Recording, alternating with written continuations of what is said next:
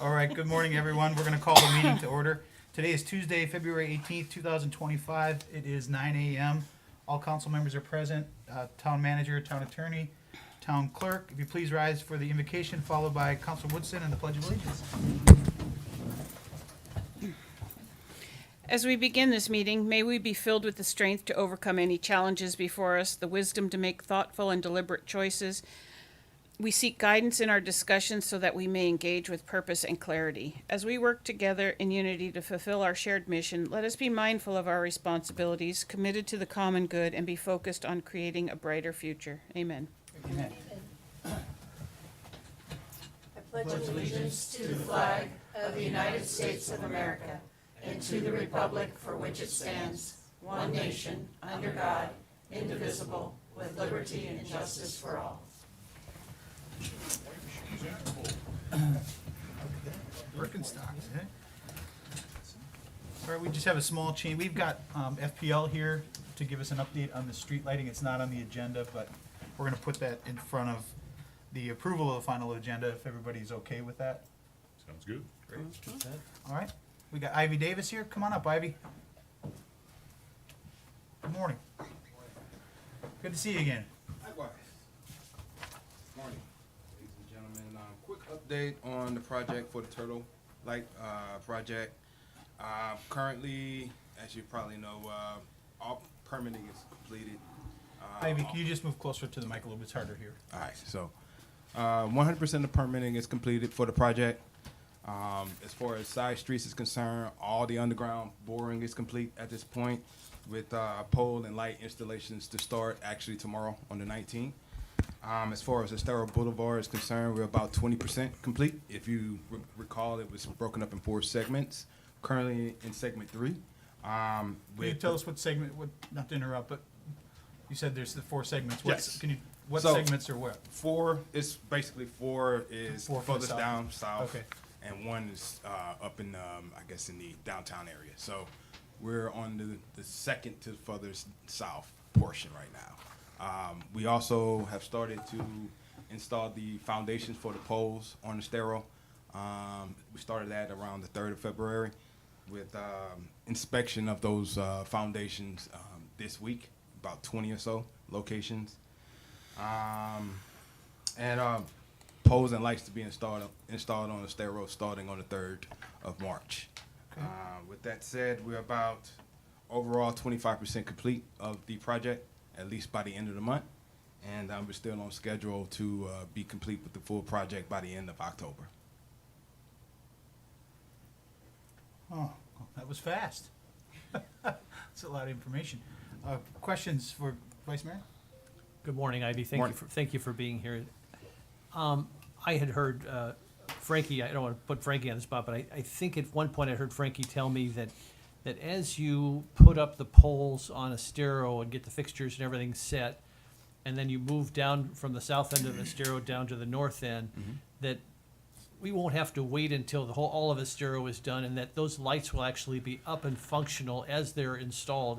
Is that correct? Is that your Well, understanding? that's the plan, and we are definitely working with power delivery to ensure that power to those areas, particularly the load centers, are there, so that we don't have to wait. So we are addressing that in current time as well, simultaneously.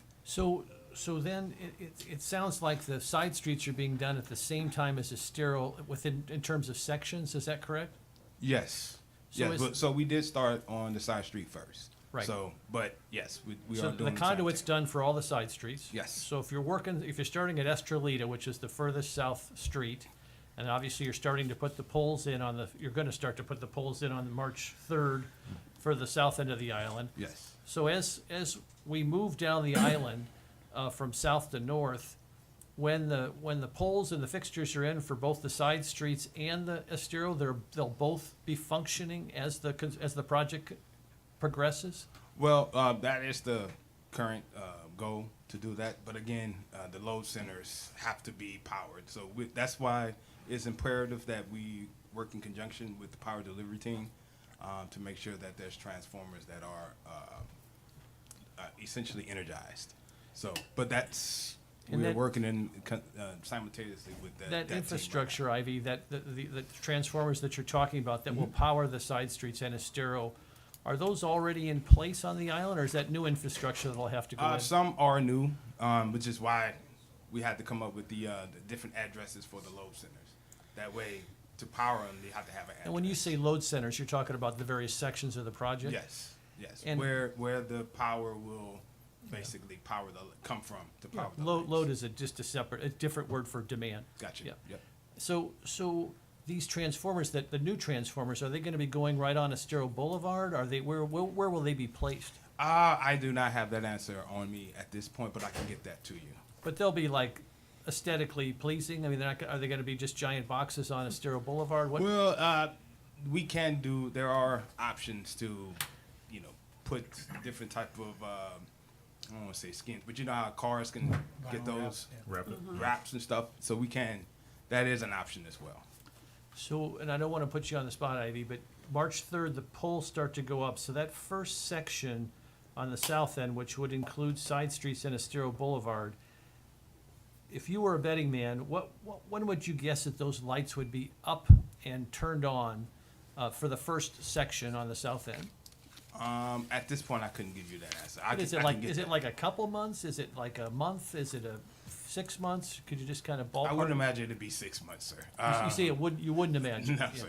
Okay, so like maybe a month or two, something? Perhaps, but again, I'd rather get that information for you. I can get That's that fine. to Andy and Frank. Okay, thank you. John, Nothing. Scott? I think Jim asked all my questions. Yeah, pretty much good. He covered job, this Jim. for all. Karen? Yeah. Way to go, Jim. So is all the product here or on its way here? Where are we gonna have any?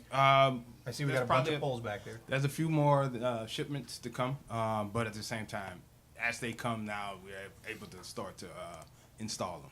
So are you gonna continue, you said that the side streets, the boring is all done on the side sir. streets, and you're 20% through on Estero Boulevard. Yes, Is sir. that your guys out there doing the boring I see on the south end, or is that Quantum?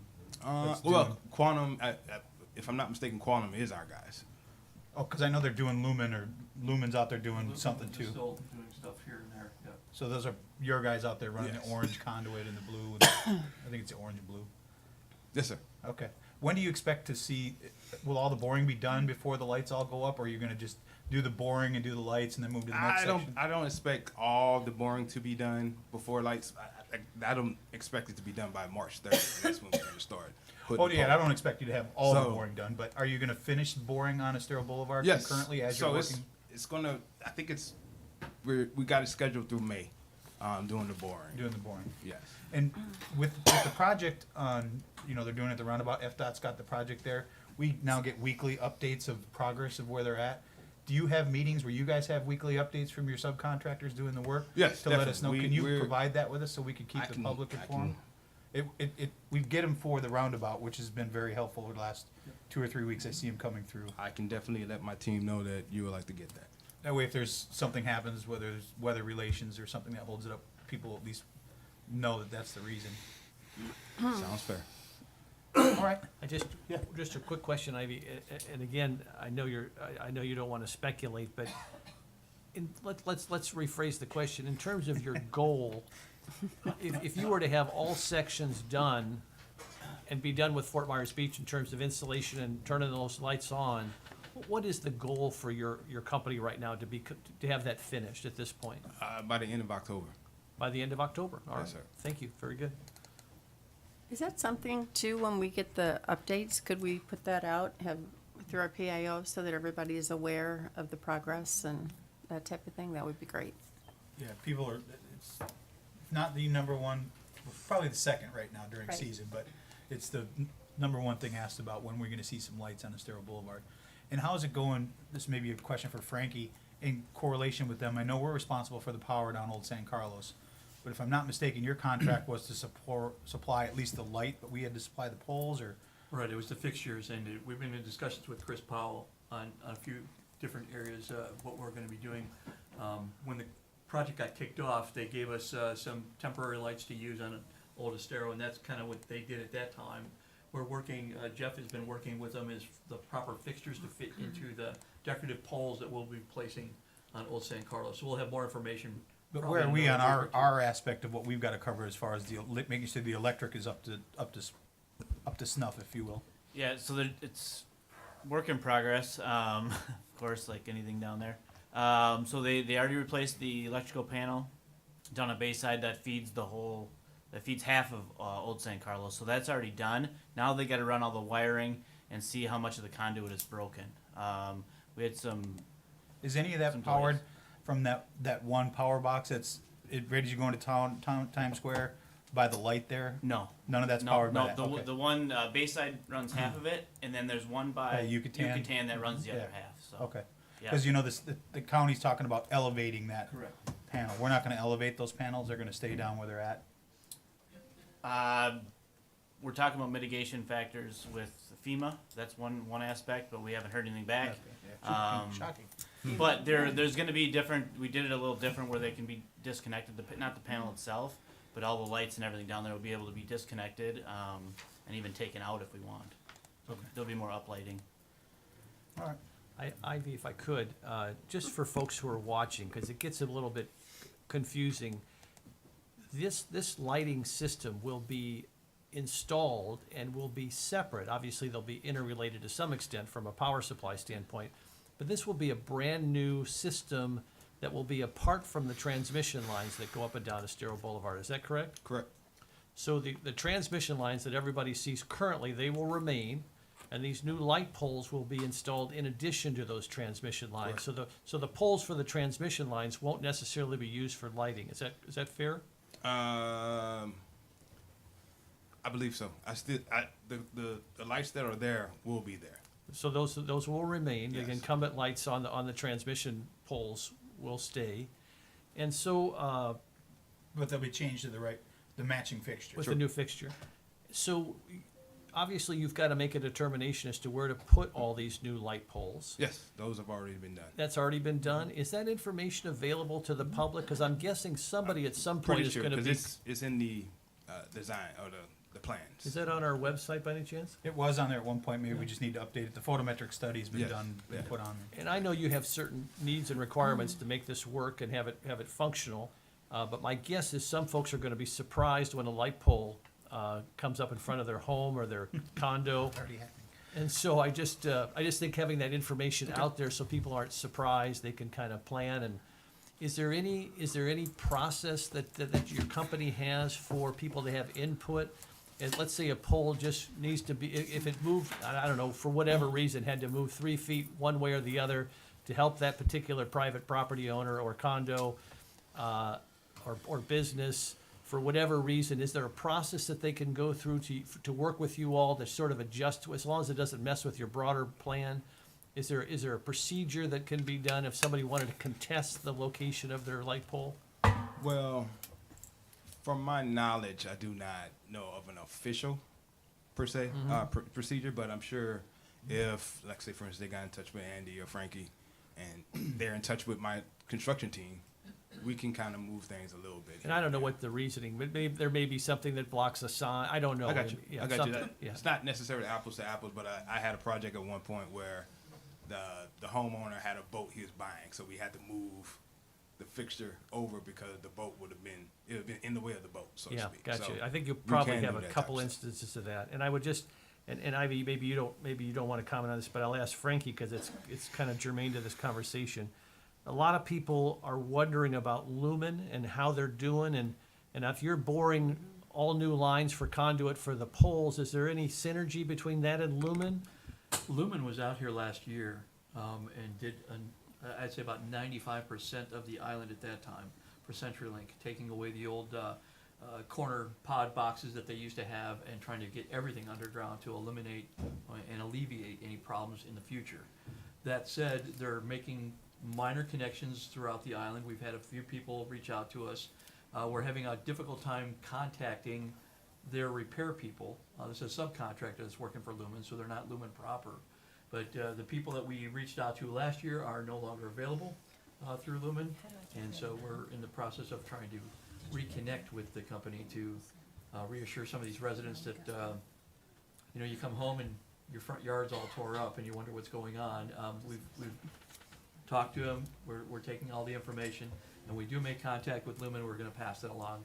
And we'll Could- actually get that on our site as well. Could we, at some point, if we can find the right person, have somebody from Lumen come before the council and kind of give us an update as not only their progress, but what they're gonna be offering Fort Myers Beach and how it will be either the same or different than Comcast or Well, it's Xfinity? CenturyLink, so, Yep. so Lumens is CenturyLink, so Yep. if you had CenturyLink before, whether for your cable provider or internet provider, that's the same service that's being brought back, but it's being brought back on a fiber line. Exactly. Versus a static line, that used to be. Phone line, So you can get a lot more information, a lot more. That's what I'd like to hear. Expandability on fiber than you can on. Because right now, Xfinity, Comcast basically has a monopoly on Fort Myers Beach, and so we'll have competition, which is Correct. always good. Correct. And it'd be nice to have somebody come in. Plus, I had somebody who was concerned about Lumen digging in their yard. Yes. Do you have a government government relations person Oh, contact that's Lumen? who we used to have, and that person is no longer with Lumen, so it just goes to a dead file. Okay. So we're trying to reconnect with Lumen's proper.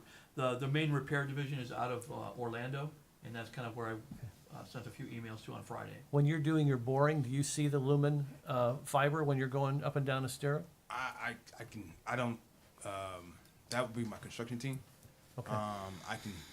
Is there any particular question? At this point, it's probably just conduit, not fiber. Okay. I don't know if they put the fiber in No, yet. I don't usually- think they're at that point. You don't think Lumen has put the fiber in? I don't think so. I think they're just putting the conduit in at this I point. think they've done the side streets already, cause they Some of it. bored everything and they came back and made the connections, but I don't think they've ran anything yet. Okay, very helpful. Yeah, it'd be great to The have other- somebody from Lumen come in and just brief. And we brief the will. public Long too. Yeah, answer, Yeah, Frankie, yes, we'll get somebody in here. Great. The other thing is, I talked to Chris Powell. He has spoken to a couple of residents. It's very difficult to move these things very much. Mm-hmm. The thing that he's running into and we see is, okay, the house has been totally demolished, it's not there. I'm redesigning my house. Now I've got this big window that I'm putting out this way that wasn't there before. Yep. And now I'm on the second floor. And now, so there's a lot of moving parts.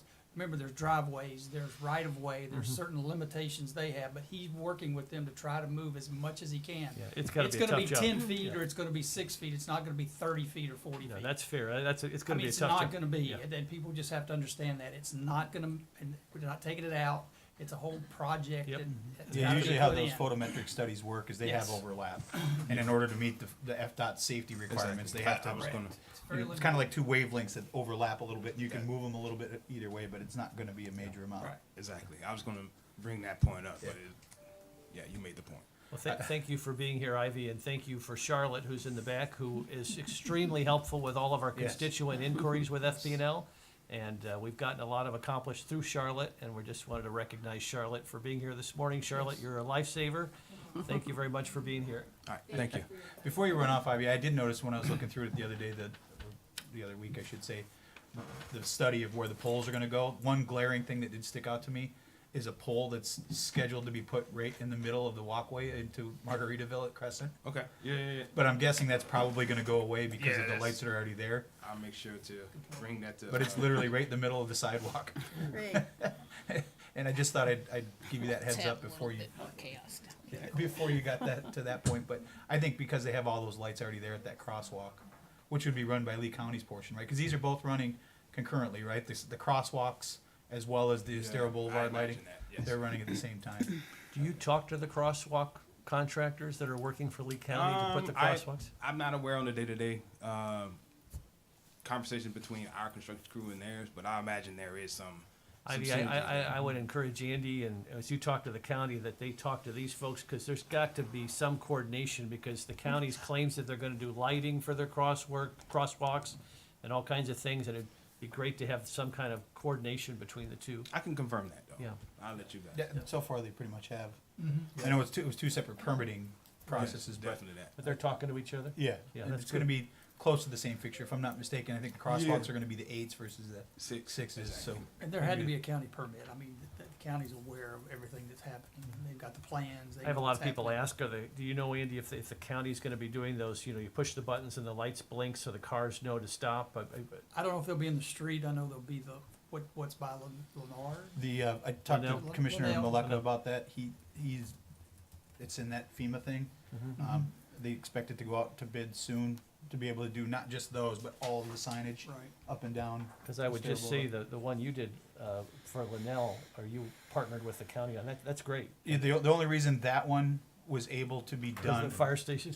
Well, no, because it wasn't installed before the storm. Oh, I see. So it didn't qualify for FEMA funding, so Okay. they were able to go do that. But that's a great light. Oh, yeah, Very people helpful, people yeah. love it. Yeah. I mean, it's the most dangerous, according to statistics, Yep. intersection on the island. Thanks, Ivy. Right, thank you. Since we're on that subject, I Yeah. did speak to Dave Horner. I was gonna talk about it later, but Estero is not covered under Federal Highway Administration, so they have to be in talks with FEMA. I mean, and we all know dealing with FEMA is just a struggle. But Dave anticipates, the entire Estero Boulevard and the traffic signal at Old St. Carl, everything to be on construction this summer. So it's So a little they- slow, but No, it's no, but still moving. they could, both projects could be done by October then. That it is sounds like. correct. Yeah. They expect it to be, in an email from him, it should be, by the summer. I know Karen's talked to him as well, so. That's great. All right, next we'll move on to the approval of the final agenda. Is there any changes or an approval, motion to approve the final agenda? Move to approve. Second. A motion by Counselor King, seconded by Counselor Safford. Any further discussion? All those in favor signify by saying aye. Aye. Opposed? Hearing none, that motion carries unanimously. Next is public comment. Madam Clerk? Yep, I have two people signed up. First is Becky Knight, followed by Carrie Knight.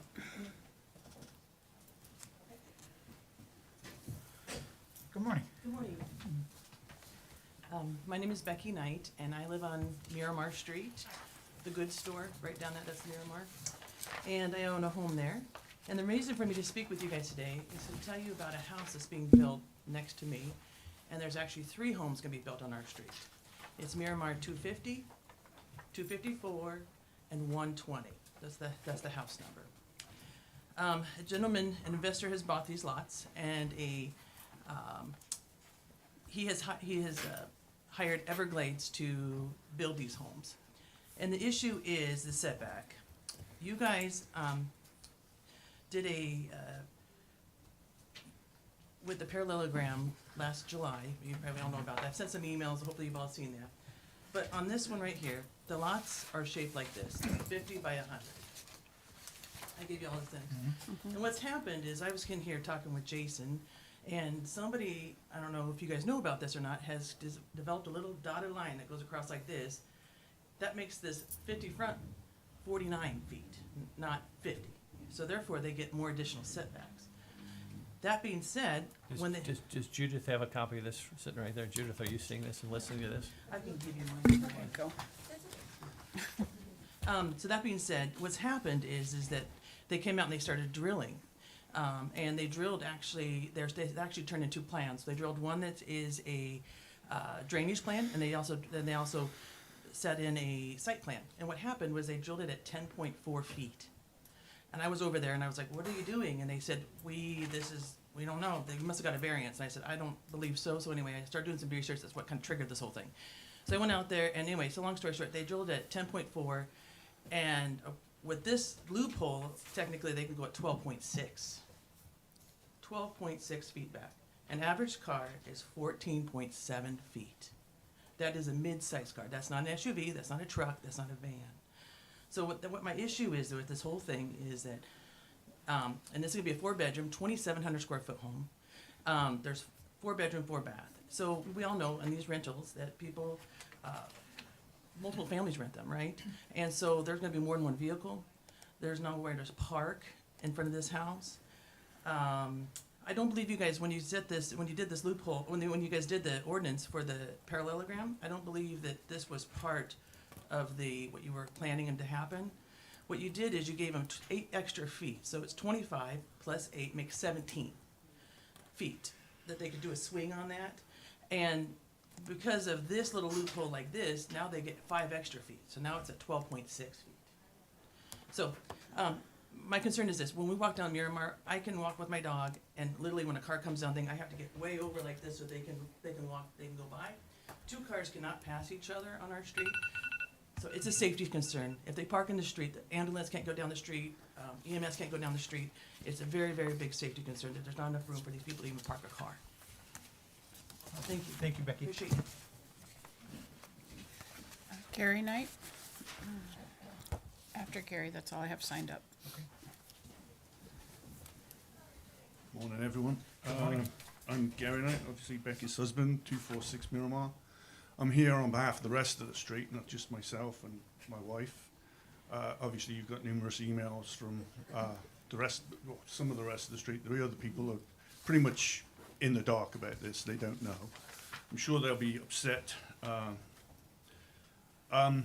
We called the city and emailed them as soon as we saw what was going on. And thankfully, they stopped work. We were told the city was going to look into it, and the building did stop. We waited a couple of weeks and emailed for an update. Obviously, this affects our property value and everything. I mean, we need to be kept in the loop, period. I mean, how these plans got passed in the first place, I do not know, because the drainage plan does not match the floor plan. I saw that in 2 minutes of looking online in the permit, the plans don't match, but it got rubber stamped, and it's okay, you can build it. So we need someone to be looking out for us, and really monitoring these plans, and, I mean, the fact that this rule has changed, Miramar, if this is the road, this is the line of houses, right here, right here.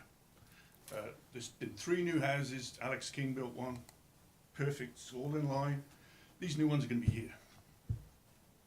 There's nowhere to park, there's nowhere to, I mean, you gotta look at it. And you look at the corner post of the house, you look up, there's power lines, and it's a 3-story house. It's totally unsafe. As I say, we emailed a couple of times to get updates, never did. We came here and talked to someone, and all they said, they gotta just move 2 feet, 2 posts, 2 feet back. We do this for a living in Iowa. We develop ground, that's why we're used to looking at plans and things. It doesn't add up. If the plans, they drilled the hole to the 10-foot thing, which is completely wrong. That means the 25-foot setback in the middle of the lot is now 23. Because you can't have 25 and a 10, and then on another plan, 12 and a half and 25. That doesn't make sense. Something somewhere is way off. I just really want you to think about this new rule where they're given these, I mean, this house is gonna be 8 feet off the back property line fence. That's how close it is to that. And it's 12 and a half feet from the front. There's no room to park a car. There's gonna be 3 of these. I mean, if everyone does it on this street, you might as well just make it a walkway, because no one's gonna be able to drive down there. You can't turn around down there in any way. There's no circle at the end to turn around. It's just, yeah. Anyway, thanks. Is there anyone else that'd like to speak in public comment? No? All right, we'll close public comment. Can we take a minute to address these? Yeah, I was gonna ask if we, Because I've had an exchange with Frankie about this, and Yes, I've reached out to Judith, who's here today, and along with Sarah and Joe Speck, our building official. Joe's out at the property this morning, taking a look at these properties personally. And then he's gonna come back in and we're gonna review those plans, make sure that they do meet. And if they don't, then we'll take appropriate steps, either bringing the contractor in here or whatever, and figuring out a path forward. But the 3 smartest people I have in this town are gonna have their eyes on it, so. I haven't seen these plans, so I'm not exactly sure what they look like, but I know going down Miramar several times, there are other homes that have posts out front of where the garage is, but the home and the garage door is actually set back inside, and I don't know if that's how this house is being built or not. Alex has done that. Yeah, so I'm not sure if that's how this is or not, but I'm guessing, His post like you is- said, we his got, post on, okay. just to clarify, is 17. Well, back. nobody can hear you, so, Oh. but it sounds like the staff is, they're well aware, we did receive everybody's Address the emails. concerns that we are taking this seriously, and we are going to find a Find out point what's, where we both can be in the right here. and we can communicate with those. Yes, yes. Okay, thank you. all right. Anybody else have any 2 cents? No? No, I forwarded the emails that I got to Frankie already. Yeah, so if anybody's so- listening, we did receive several emails Yeah. about this, and they have been forwarded to us. Next is local achievements and recognitions. Counselor Safford, I do not have anything. Counselor Woodson, I'm good. Vice Mayor. Just a shout out to Tuna Skin, who had just a spectacular beach cleanup on Sunday. I think there were over 300 people there, spectacular. And also a shout out to the Community Foundation for their fashion show. I don't know what the total amount they raised, but it sure looked like they had a heck of a crowd at Santini Plaza supporting Liana's and the Islander, and it appeared to be a very great event. Counselor King? Nothing. You covered both of mine, Jim, so. Next, we'll move on to advisory committee items, reports, and appointments. We don't have anybody here to move on. Then we have the approval of the minutes from the town council meeting on February 3rd, 2025, and the M&P session February 6th, 2025. Are there any changes or motion to approve? I'll move to approve. Second. Counselor King made the motion, seconded by Counselor Safford. Any further discussion? All those in favor signify by saying aye. Aye. Opposed? Hearing none, that motion carries unanimously. Next is the consent agenda. We have nothing on that. There's nothing to be removed from the consent agenda. Next is our public hearing. Nancy, you want me to go through the, Yes, do you want to, would you like to just read the title first? I can certainly do that. Okay. If I can get my computer to work, there we go. Next is a resolution of the town council of the town of Fort Myers Beach, Florida, approving with conditions or denying a special exception, SEZ 202-40257, to allow repair of pool deck, fences, grill area, footprint station, and beach access stairs in the EC zoning district, seaward of the 1978 CCCL, for the property located at 2654 Estero Boulevard, providing for scriveners, heirs, severability, and an effective date. So, council, this special exception is quasi-judicial in nature, and this will require that today's public hearing comply with some procedural requirements that have been established in Florida law and in our land development code.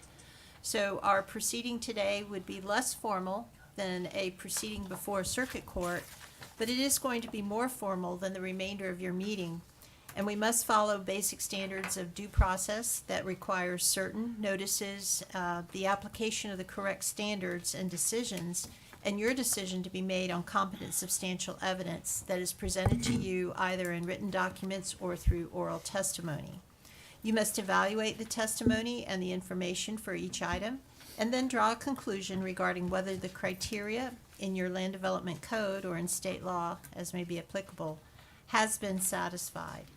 So pure speculation or opinion that is not based on competent facts cannot legally be considered by you in evaluating this agenda item.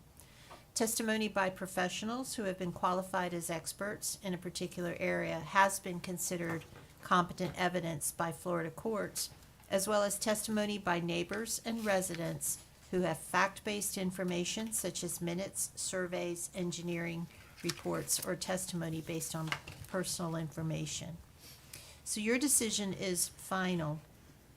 And if a decision of approval is not obtained, or if a vote results in a motion to approve or a motion to deny, then the matter being considered is denied unless a majority of you present and voting agree by motion before the next item is called to take some other action in lieu of the denial.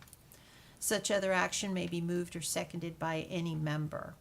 If you decide to deny an application, the reason for the denial should be stated in the motion, and the denial must not be based on determination of public support or opposition to a application. The reason for the denial also cannot be arbitrary, discriminatory, or unreasonable, and should be based on a lack of competent substantial evidence to support the required criteria.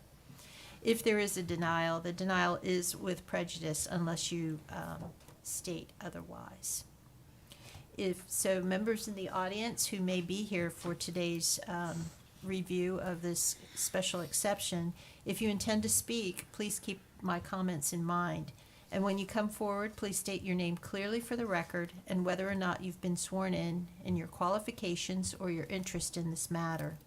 So for purposes of efficiency, Mayor and Council, we can go ahead and dispose of a few matters, procedural matters. I first must ask the town clerk, was this agenda item properly noticed pursuant to our land development code? Yes, it was. Excuse me, Okay. yes, it was. Thank you. And at this time, if any town council member has a conflict of interest that would prohibit them from voting on this item, could you please disclose it at this time so we can determine whether we have a quorum present? Counselor King? Done. Vice Mayor? None. I do not have any. Counselor Woodson? None. Counselor Safford? Done. For this particular item, again, because it's quasi-judicial in nature, a little bit more formality, we would like to go ahead and ask anyone who is present that will be providing testimony to stand and to be sworn in by the town clerk. That includes during public comment. Correct? Yes, yes, during public comment for this agenda item. Okay. I was gonna, Never when in hurts. doubt. Do you swear or affirm that the testimony that you're about to give is the truth, the whole truth, and nothing but the truth? Okay. And I think, Mayor, at this point, it goes back to you. Okay. If any town council member has had any ex parte communication to disclose, please let us know the subject discussed and the identity of the person, group, or entity with whom the communication took place, any correspondence that you received, or observations made of the site. Counselor Safford? Nothing official.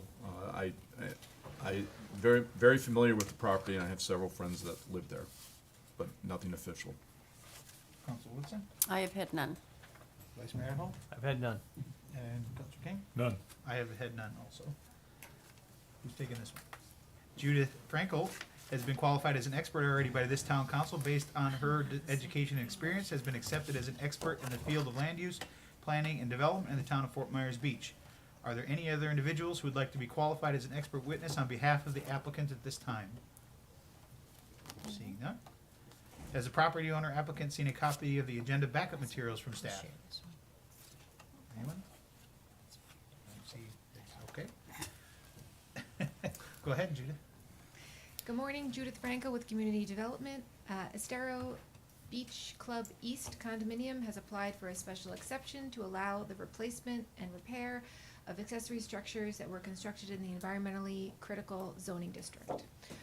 It's part of the common element portion of the condominium property. They were there prior to Hurricane Ian. These structures include a pool, pool deck, fences, grill area, foot rinse station, and beach access steps in the environmentally critical zoning district. The plan is to replace like for like from what was there previously. The applicant is requesting the special exception through an amendment to section 34-652E that allows reconstruction or renewal of primary structures and major accessory structures partially or fully within the EC zoning district with the approval of a special exception. The EC zoning district is in the land seaward of the 1978 coastal construction control line. This condominium building was constructed in 1973 prior to the creation of the 1978 CCCL. The applicants are not proposing any additional development in the EC beyond what was in existence prior to the hurricane. The plan does show a path onto the beach, however, only stairs onto the beach from the pool deck are proposed. At the January 9th LPA hearing, the LPA recommended approval with a vote of 6-0 with one member absent. I'm available for any questions you have. I think that there is a representative from Estero Beach Club East condominium here. Okay. Let's see if we got any questions would for like you to- first. Okay. Counselor King? None. Vice Mayor? Counselor Woodson? Well, it's pretty cut and dry. Counselor Safford? None. I don't have any at this time either. Okay. Applicant like to come up? Good morning. Good morning, Jeanette DeVarak, owner at EBCE and also full-time resident. So she covered like everything that I have on my little note, so does anybody have any questions for me? Counselor King? Nothing. No. Counselor Woodson? No, it's just like for like, correct? I mean, That you're is just putting it back the absolutely way it was. Correct, yes. Nothing different, Right. no extensions, okay. Counselor I'm good. So the stairs were there before. She had Correct. mentioned there was a path. I could see the pictures. Yeah, we the had number. stairs on two sides, Yeah. actually. And you're only gonna have them on one now? Or is that gonna be on both? Not that it matters. but- From what I understand, it's like for like, Okay. so I would assume it would be on both sides. Okay. That's the only question I had. Okay, thank you so much, appreciate your time. Thank you. We'll open it up for public comment. Are there any members of the public who wish to comment on this matter? If so, please come forward to the podium and identify yourself, provide your address, and whether you were sworn in. Any public comment? Seeing none, I will close public comment. I'm guessing you don't have any rebuttal, unless you do, Judith? Go ahead, come on up.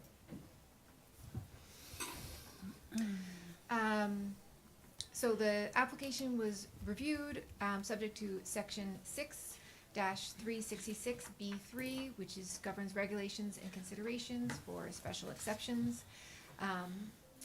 1, any repairs must comply with all relevant local and state floodplain requirements, and the development will comply.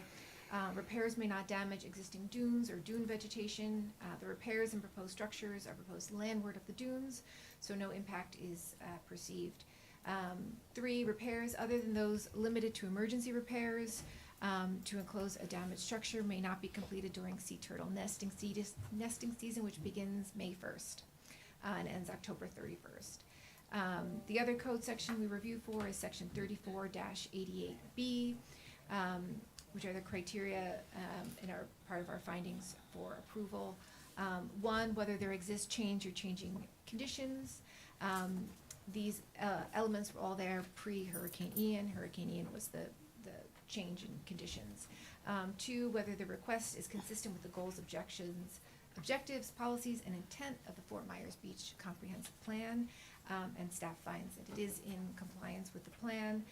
The proposed redevelopment is like-for-like repair. As we stated, pool deck, fences, grill area, footprint station, and beach access steps. 3, whether the request meets or exceeds performance standards. The proposed repairs will allow the pool and surrounding developed area to meet performance and locational standards.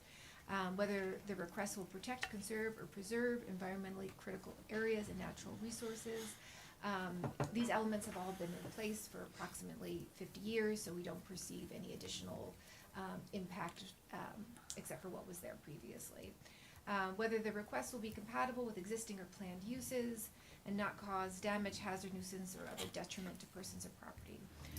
As we said, has existed, the condominium has been there since 1974, so we don't perceive any additional impacts at this time. Whether the request will be in compliance with the zoning provisions and the land development code, we find that it will be in compliance with the town's land development code. So, in review of all of the findings and conclusions, staff recommends approval with the following conditions. Approval of the special exception does not give the applicant undeniable right to permit approval. Development of the property must comply with all applicable requirements of the Fort Myers Beach Comprehensive Plan and Land Development Code in effect at the time of permit approval. 2, the applicant must obtain an approved lighting plan as outlined in Land Development Code section 34-1834, which is standard for anything in this area. 3, each time the structure is repaired, the applicant must request a new special exception approval and permit. 4, construction may not occur during sea turtle nesting season, as we previously stated, and failure to comply with any of the above-mentioned conditions will render the special exception approval null and void. At the LPA hearing on January 9th, as I said previously, the LPA recommended approval with these same conditions. All right. Counselor King, any questions for Judith? I have none. Vice Mayor? None. Counselor Woodson? None. Counselor King? No. Or Safford? Thanks. Okay. Is the applicant okay with the conditions that were just stated by staff?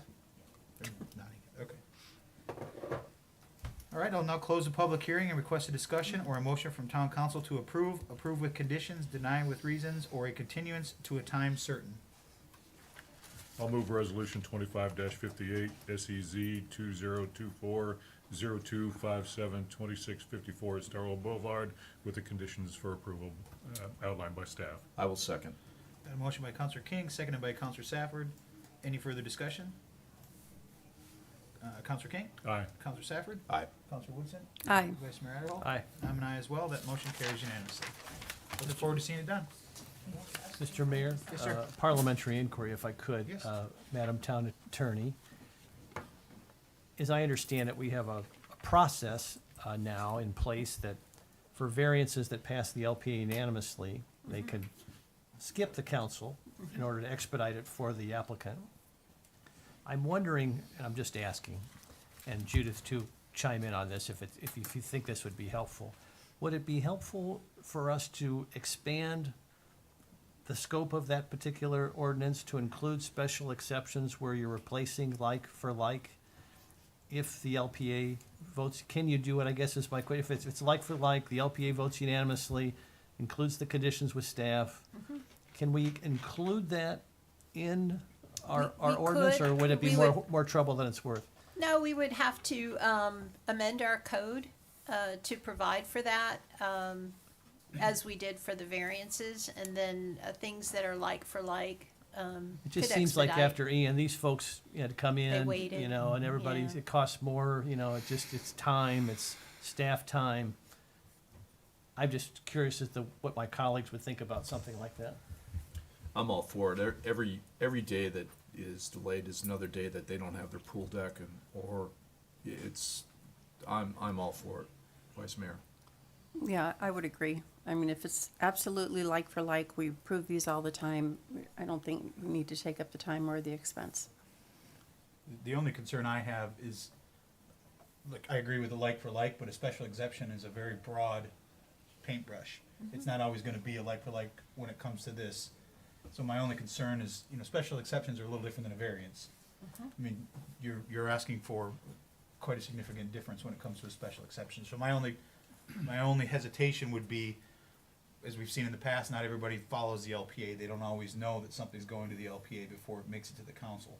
So that'd be my only hesitation. If it was specifically for, I don't think we can differentiate between That was my- something like this. Yeah, to your point, Mr. Mayor, and I'll ask the attorney, you're very skilled wordsmith. Can you wordsmith this in a way to address the mayor's concerns? We can try and bring it back to maybe an M&P, just to have some further discussion. And, you know, throughout the course of review, there might be some other things too that are pretty straightforward. I think today's special exception was that maybe you might want to consider adding as well.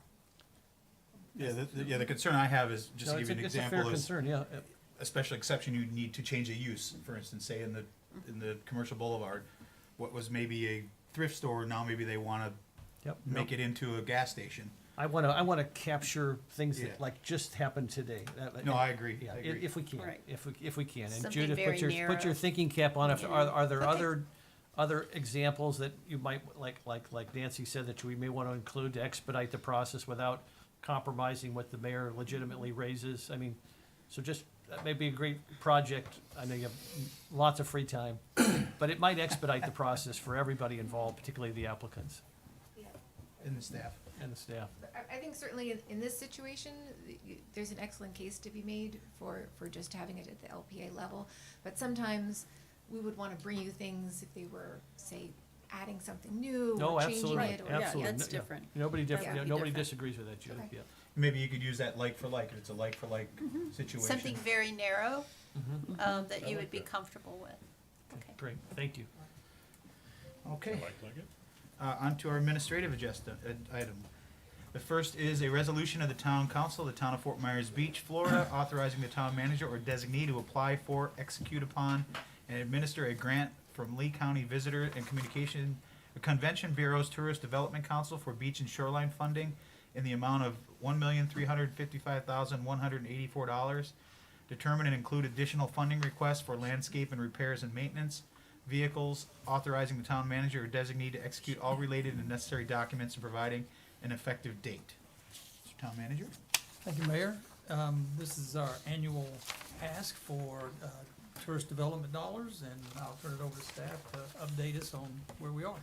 Yeah, so basically it's a compilation of the things that we ask for on a yearly basis, whether it's maintaining our beach accesses, repairing, adding equipment to it. Last year, we added a couple of positions, just beach only, and requested vehicles for that.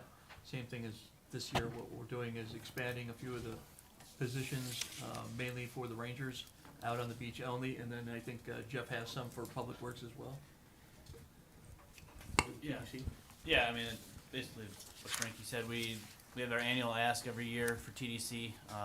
included a few extra things, so our budget went up a little bit this year, which we think really is needed, based on us really getting the beach accesses back and being able to clean up the beaches as quickly as we can. So we added a staff for sure for the beach, and then we had some rangers on the beach too. So The only concern I have is it seems like it's a copy and paste every year with the TDC. It's always Mount House, Newton Park, and it's a copy and paste ask every single year, at least on the surface. And we don't really think outside the box. Well- And hold on a second. And then having, for me, it's always driven me crazy that Times Square is not considered a beach access.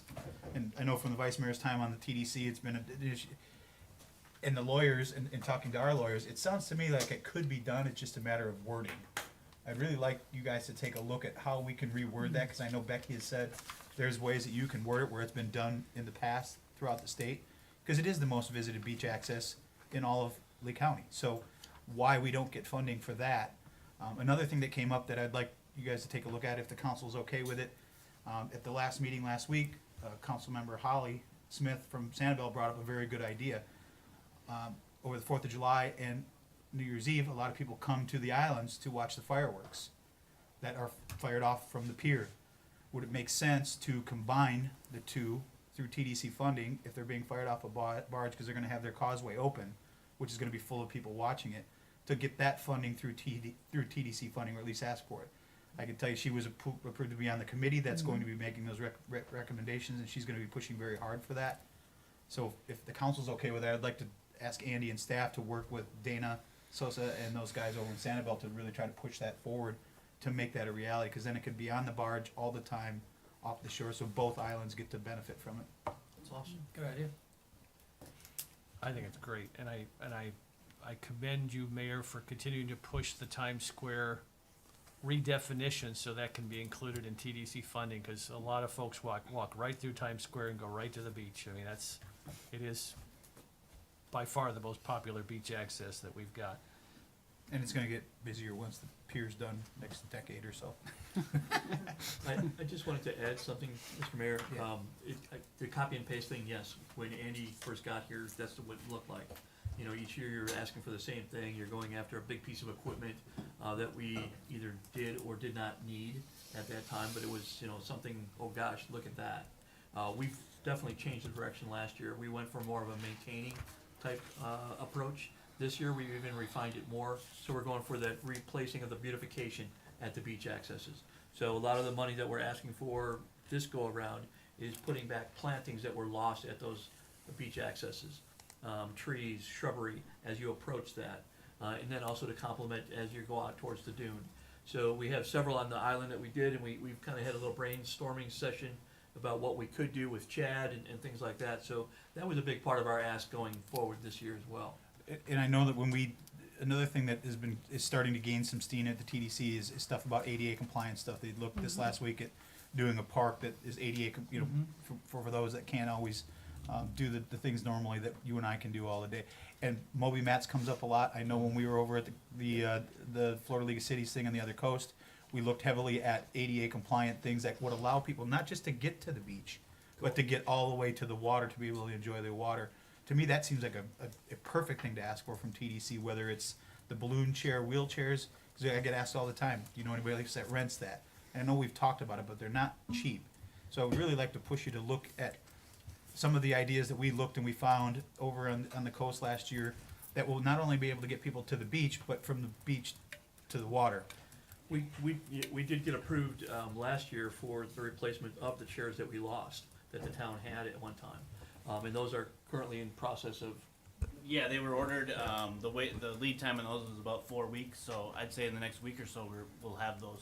And have all of our Moby Mats been placed on all the beach access? They haven't yet because of the beach renourishment. They just tear them up when they go through. Okay. So we're So waiting once for we're done with that. that, then they'll go Yeah, back we on. do have them, and we do funding every year for Moby Mats, 15 mats a year, and we can replace more if we just need to ask. So we do have those in our budget every year, and we just have to wait to put them out because the trucks are tearing them up. We tried to put them out, and we've lost a couple already because of the trucks. I would like to see added to this that what I just talked about, that stuff that'll get people that need to use a wheelchair or they can't walk through the sand, to be able to, and it's something very easy that can go up and down every day, so it's not staying out on the beach. To be able to allow people to get to the water, I mean, this is the last year that we're gonna have a voting membership on the TDC for a while until we get back to where we need to be.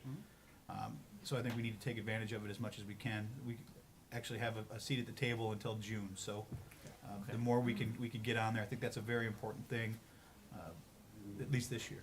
Yeah, and this year we increased our budget by about 400,000, so we've already put some big items and upped our maintenance costs, our maintenance, for the beach and beach accesses. And then just as a side note about the ADA compliant, we are gonna be putting Newton Beach Park back with a big emphasis on being ADA compliant with the walking trails and those things, so they'll be able to park, go to the park and walk around the trails, and it'll be very accessible.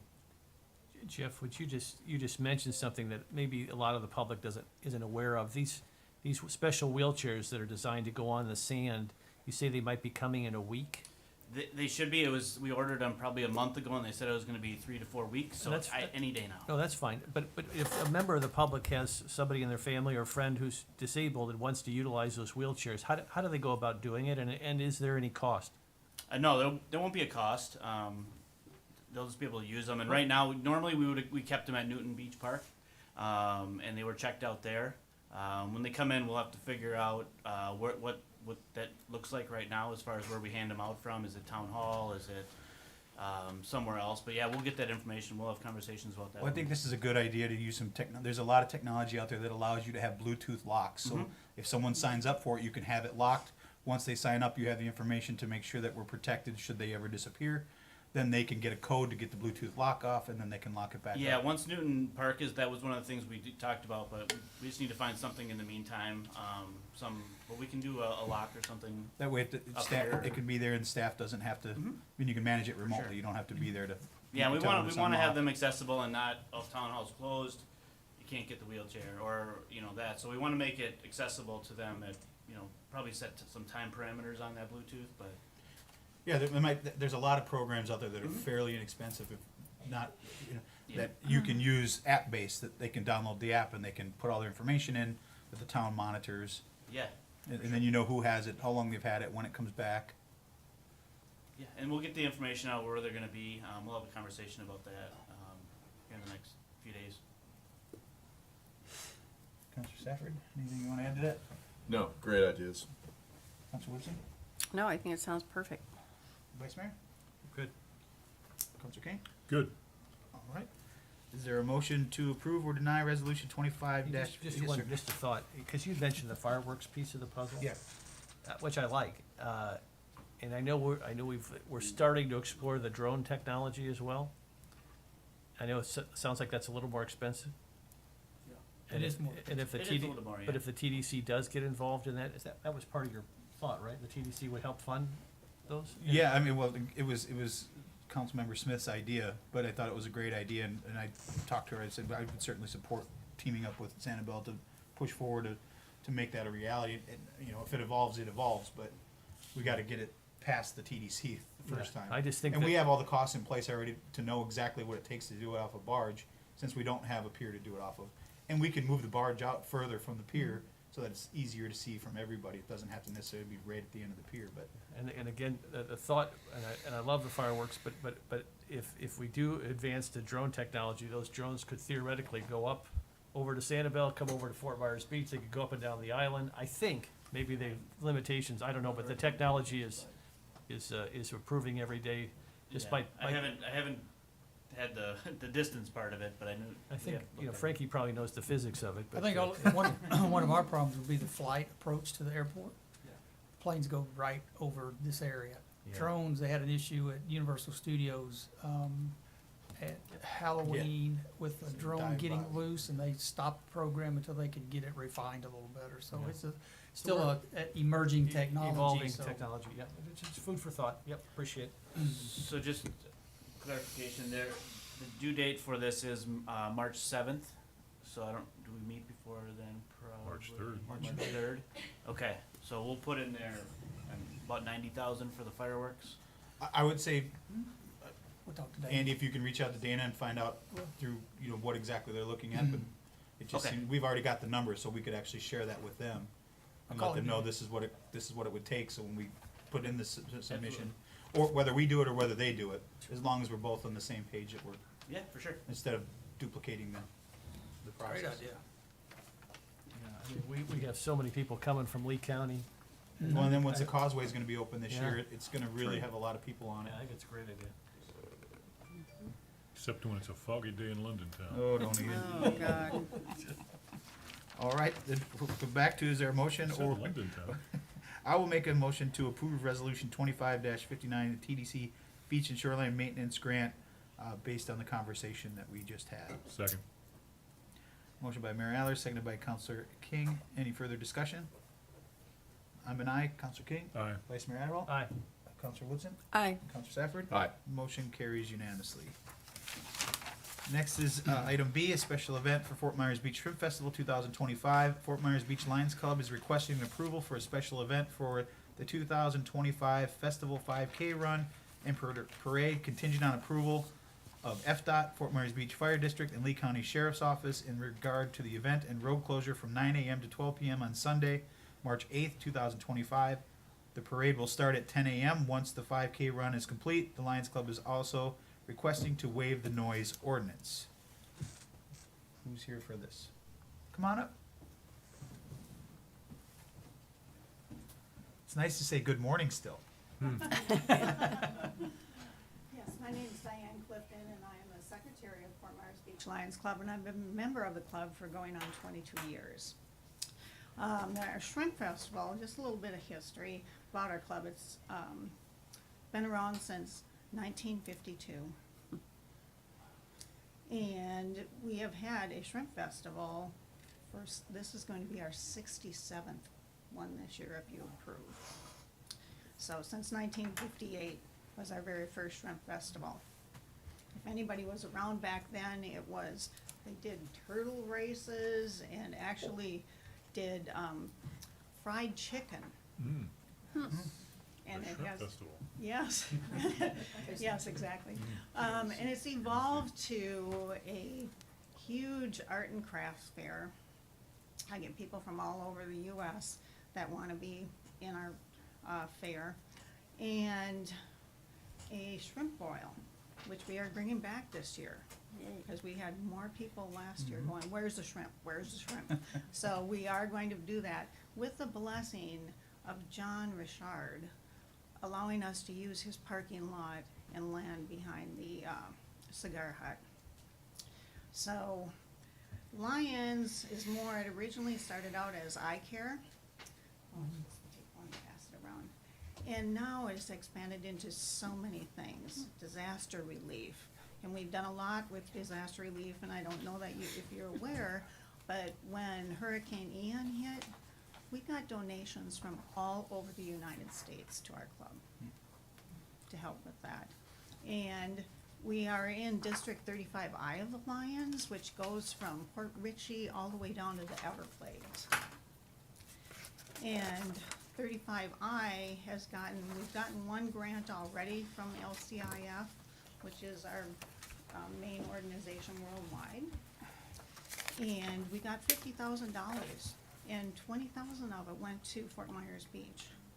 And we are now getting another one with $20,000, and the lead person for 35I has said, find out where you can spend $20,000 on the beach.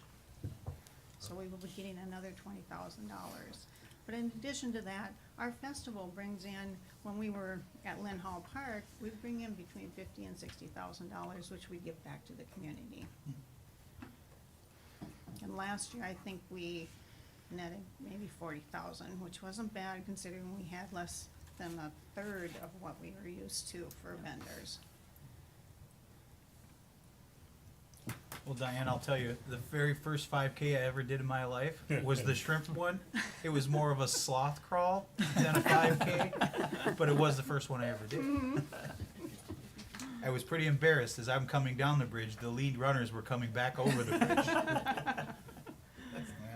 Can't laugh at yourself. You were there in spirit. I did it. You did it. You did You it. Competed. I did it. Well, I don't know if it was a competition, but I didn't come in last. The further away you get from it, it's a competition.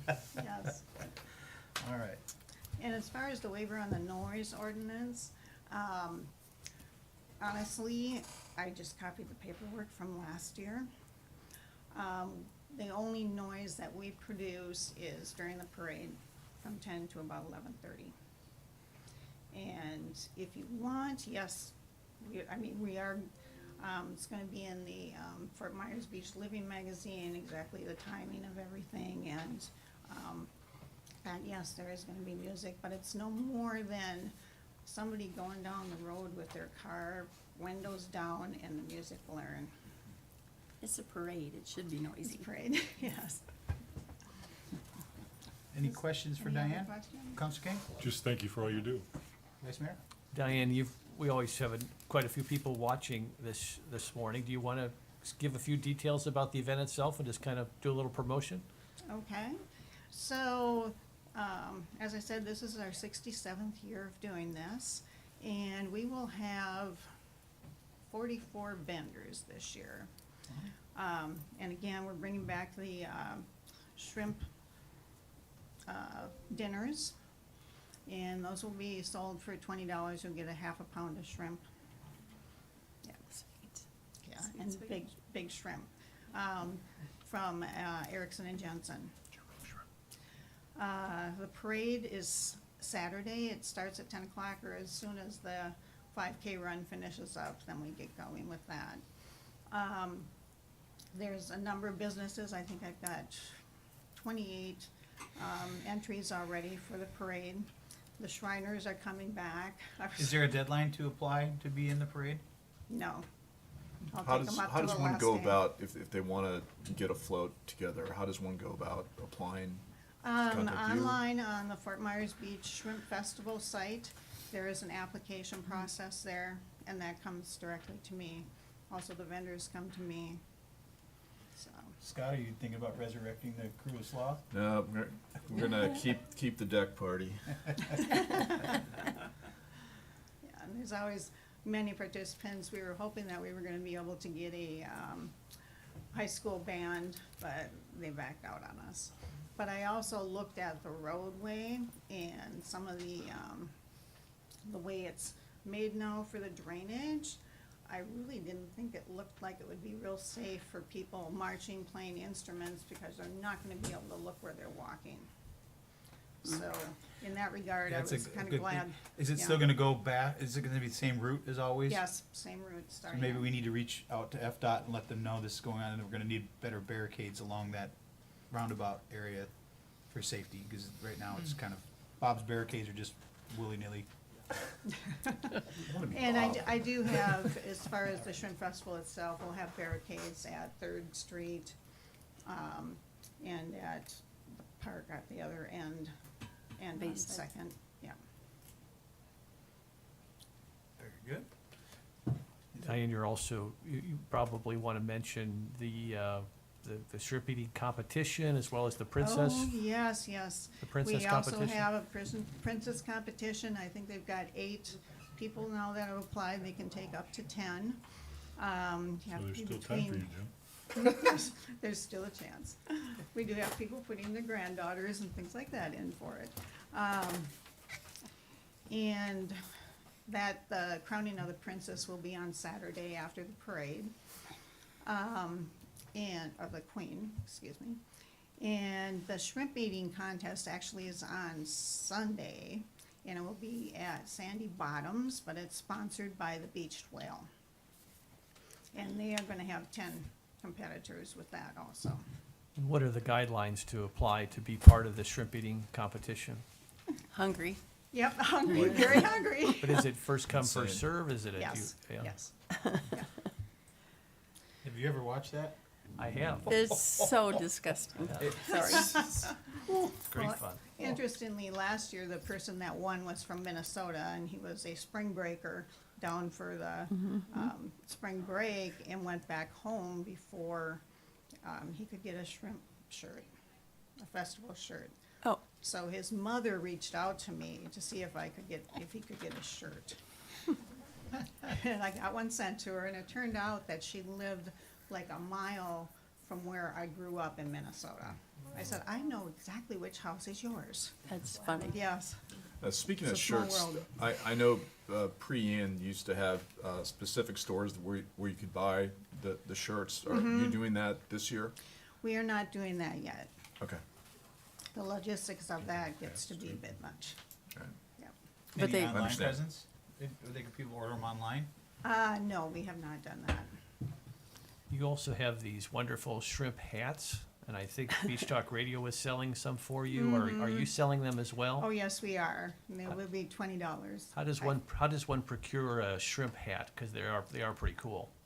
They can reach out to me. I've got actually a huge bag in my car right now. If anybody's interested, I can bring them in. With your connections to Graceland, is Elvis gonna be sporting a? Colonel Parker is currently in negotiations with the team, so we'll have to see how that goes. Yeah. It's all shook up. Yeah.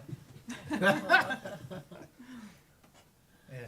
Yeah, Chester did the artwork this year for the shirt, didn't he? Pardon me? Chester? No, Sherry Schifrin with Grand Illusions Okay. downtown. I thought Chester, Fort what did Myers. Chester do for the one for Tuna Skin? Is that a different one? I don't know. We'll see when you get there. Scott, I any need a questions shirt. for Diane? No, I'm so happy you guys are putting this together. It's what we're about. So thank you. Mm-hmm. Very good. I have my shrimp earrings.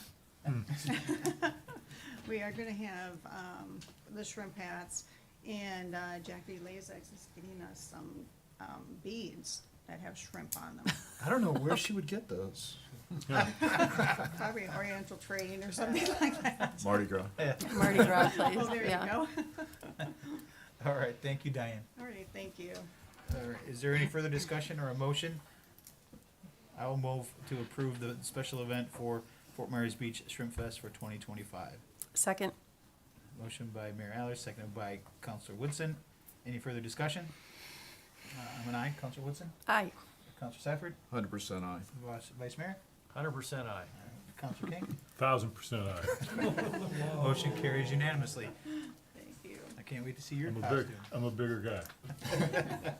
Next is our final administrative agenda item is a special event for Southside Art and Craft Show.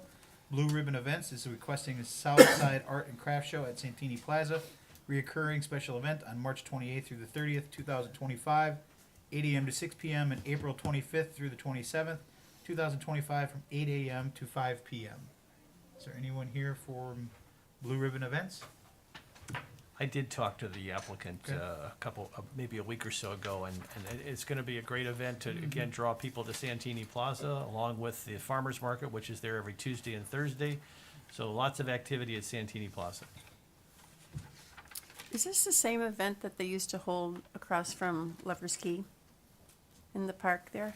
That's a great question, Karen. I don't know the answer to that. I I'm- wouldn't be surprised if it I'm was. pretty sure but it yeah, is. could Blue, be, the yeah. Blue Ribbon event yeah. people. Mhm. And they can't do it now because of all the staging for Construction, the yeah. bridge, so. I bet you're right about that. All right. Any other discussion or a motion? I'll move special event Southside Art and Craft Show. Second. Motion by Counselor King, seconded by Counselor Woodson. Any further discussion? Counselor King? Aye. Counselor Woodson? Aye. Counselor Safford? Aye. Vice Mayor Adderall? Aye. And I'm an aye as well. That motion carries unanimously. Final public comment. Yes, sir. Come on up.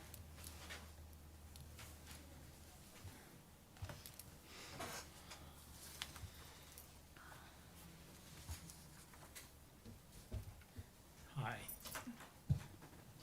Good morning. I'm Cliff Gallagher.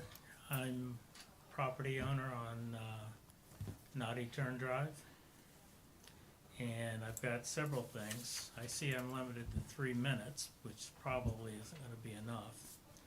First, I'd like to thank you, Dan, for the advice you gave me over at Publix about the tax increase that I suffered. And want to let you know that going unofficially to the tax assessor's office was a waste of time. I spoke to the gentleman there and he just says, no, I can't do anything. And then on the way down in the elevator, the assessor rode with me, and I put forth everything to him, and all he could do was smile. And 2 days before I was to go before the Value Adjustment Board, I got a phone call from one of the investigators who offered to reduce it significantly. They didn't want to go before the assessment board. And so that's some general information for the public. Don't rely on showing up at the assessor's office. Go before the assessment board. Okay, second thing is, since Ian, 3 times I've had town employees trespass on my property.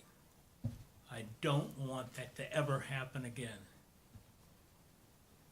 The first time I caught them was in late October. They were taking a damage assessment. They'd already been through. They knew everything that was damaged on that property, but here they came again. And I didn't say anything, I just said, well, you know, what you see is what you see. And of course the electric was damaged and that was all disconnected. My laundry rooms got flooded, so that had to be corrected. I had some damage on the roof. Some of the shingles were torn off. Not a lot. Not a lot to require a permit. It was 1 square or less. And so they left. And in January, I had people on the roof replacing the shingles. And I had 2 people show up, come on my property, told me I wasn't allowed to do that I couldn't even paint my property. And since I had bothered to read the documentation as to what is allowed and what isn't allowed, I said, that's not true. You're lying to me. And they started saying, well, the town council just had a big meeting with FEMA and this is not allowed. And I said, well, when was it published? Because I know it has to be published to become an ordinance. Cliff, I need you to wrap up. The 3 minutes is, or your beeper went off, but I want to go ahead and wrap up and then I'm gonna ask you to meet with staff after the meeting so that you can. Well, so this issue hasn't subsided. After Milton, my neighbor caught people poking around my property from the town. They were trespassing. They were ordered off my property and off the property next door to me.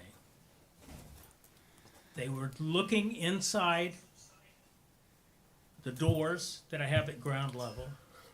They were peeking over the fence Cliff, I need of you the to finish people up. next door. Okay, I'm telling you what's going on. I understand, and staff will be happy to meet with you after the meeting so that they can get all the details because they will make sure they address it. Okay. I also have 2 permits hanging in the wind right now. Again. One to have a new roof put on.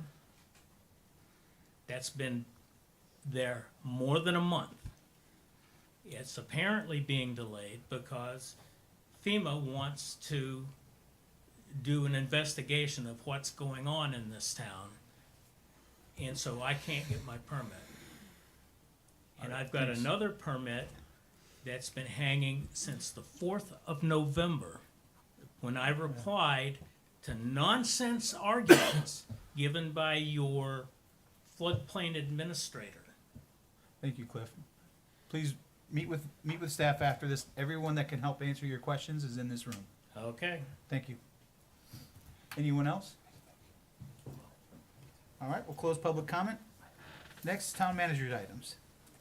Thank you, Mayor, Council. Just a few things, shouldn't take more than a couple hours, but, the big thing, contractual services, Mayor and I talked a lot. I talked with, Tom Gonzo yesterday. We have contracted with an organization to come in and help us with traffic control.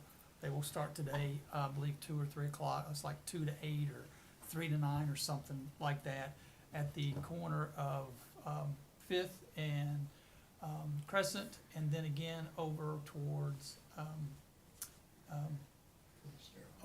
no, San Carlos and Old San Carlos or Old Bridge?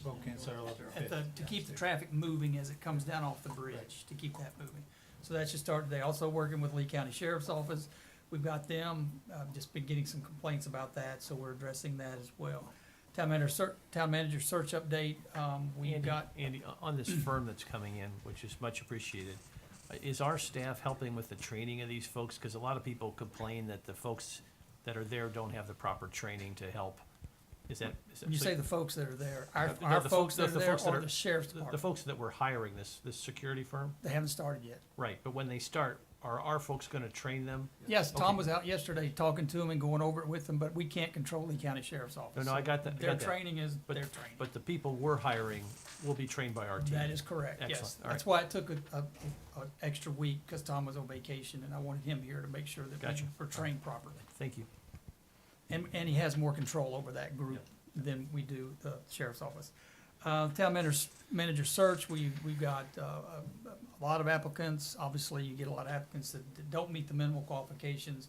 I've sat down with Talisa and we've narrowed that list down. We're doing some background checks and looking at some of these individuals as we get them. We create a list of those who've qualified, and so now we're moving into that phase. And hopefully, within the next couple of weeks, we'll start lining up some interviews and getting with you on that schedule. Possibly, it could be the week of March 17th or 24th. So that's kind of the target at this point. But again, if it's sooner, then I'll be working with each one of you. The M&P meeting is scheduled for, I think it's 3/8 Seven? Six, Six. I believe. on Thursday the 6th. Dan and I will be in Washington meeting with lobbyists and FEMA and various representatives from Florida to discuss, our NFIP, our CRS rating. And so we're just asking if it would be okay to move the meeting to the 13th, the next Thursday. Right now, there's really nothing on the agenda, but we might be able, obviously by then, there probably could be. That is a Thursday, yes. That works. I'm okay with that. I'm okay. Works for me. Perfect.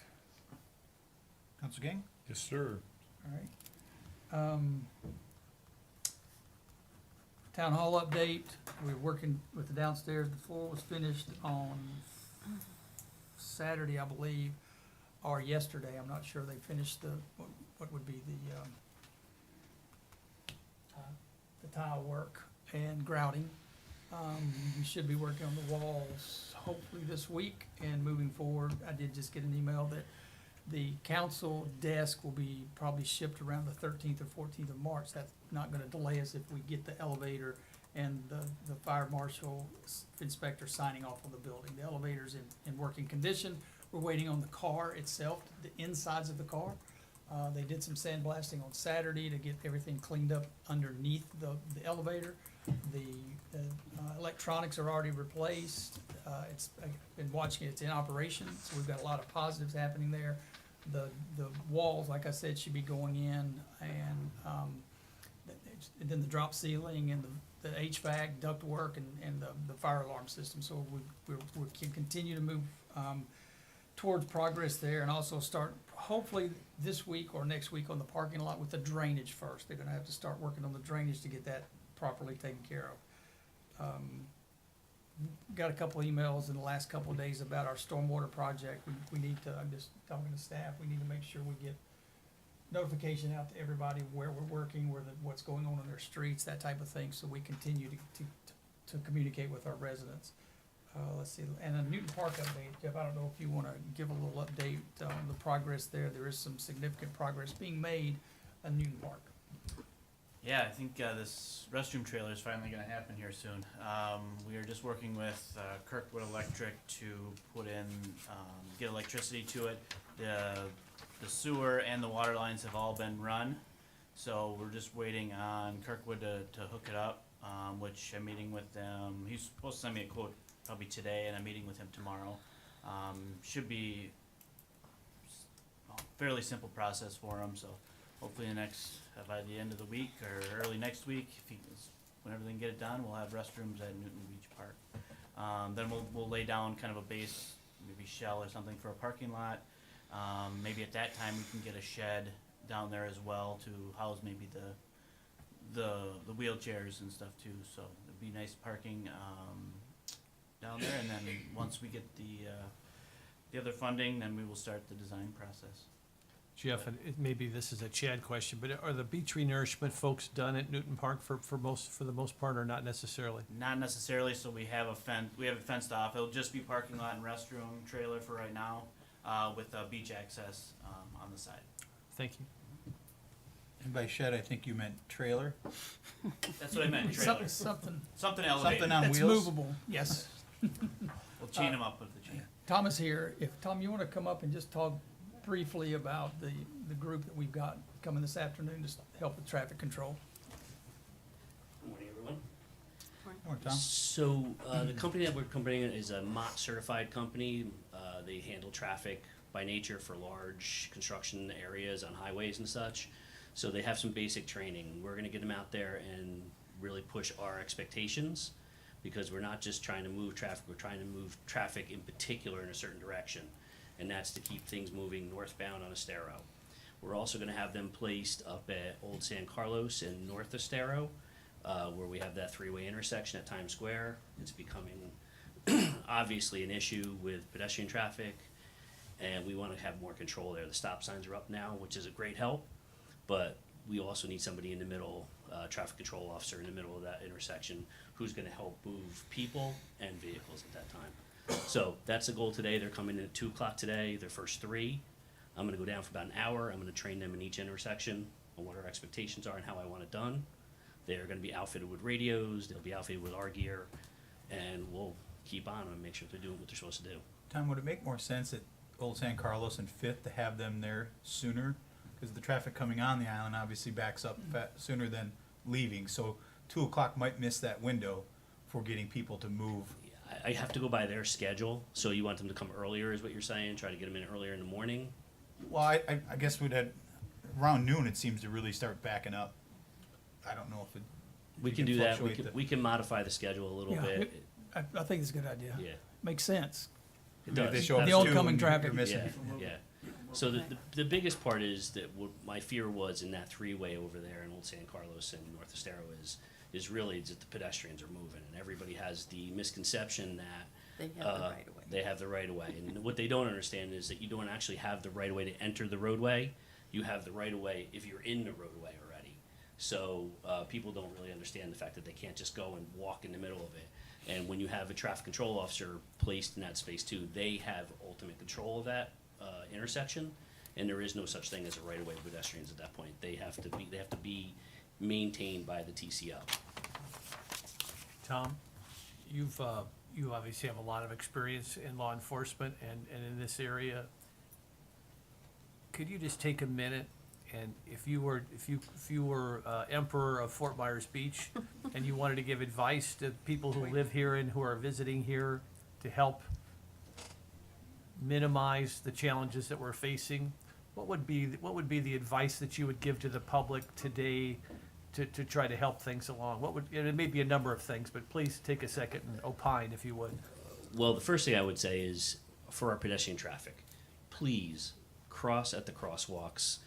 Do it in a manner that people see you, have expectations that the driver does not see you, and wait for somebody to stop. Don't just walk into traffic. As you cross anywhere where you're jaywalking, then you create a bigger traffic hazard, and you also create a hazard to your own health. So please control your children out in that space. Make sure you're crossing at the crosswalks. If you're driving, be patient. I know it's a trial, but it's not a new trial for this island.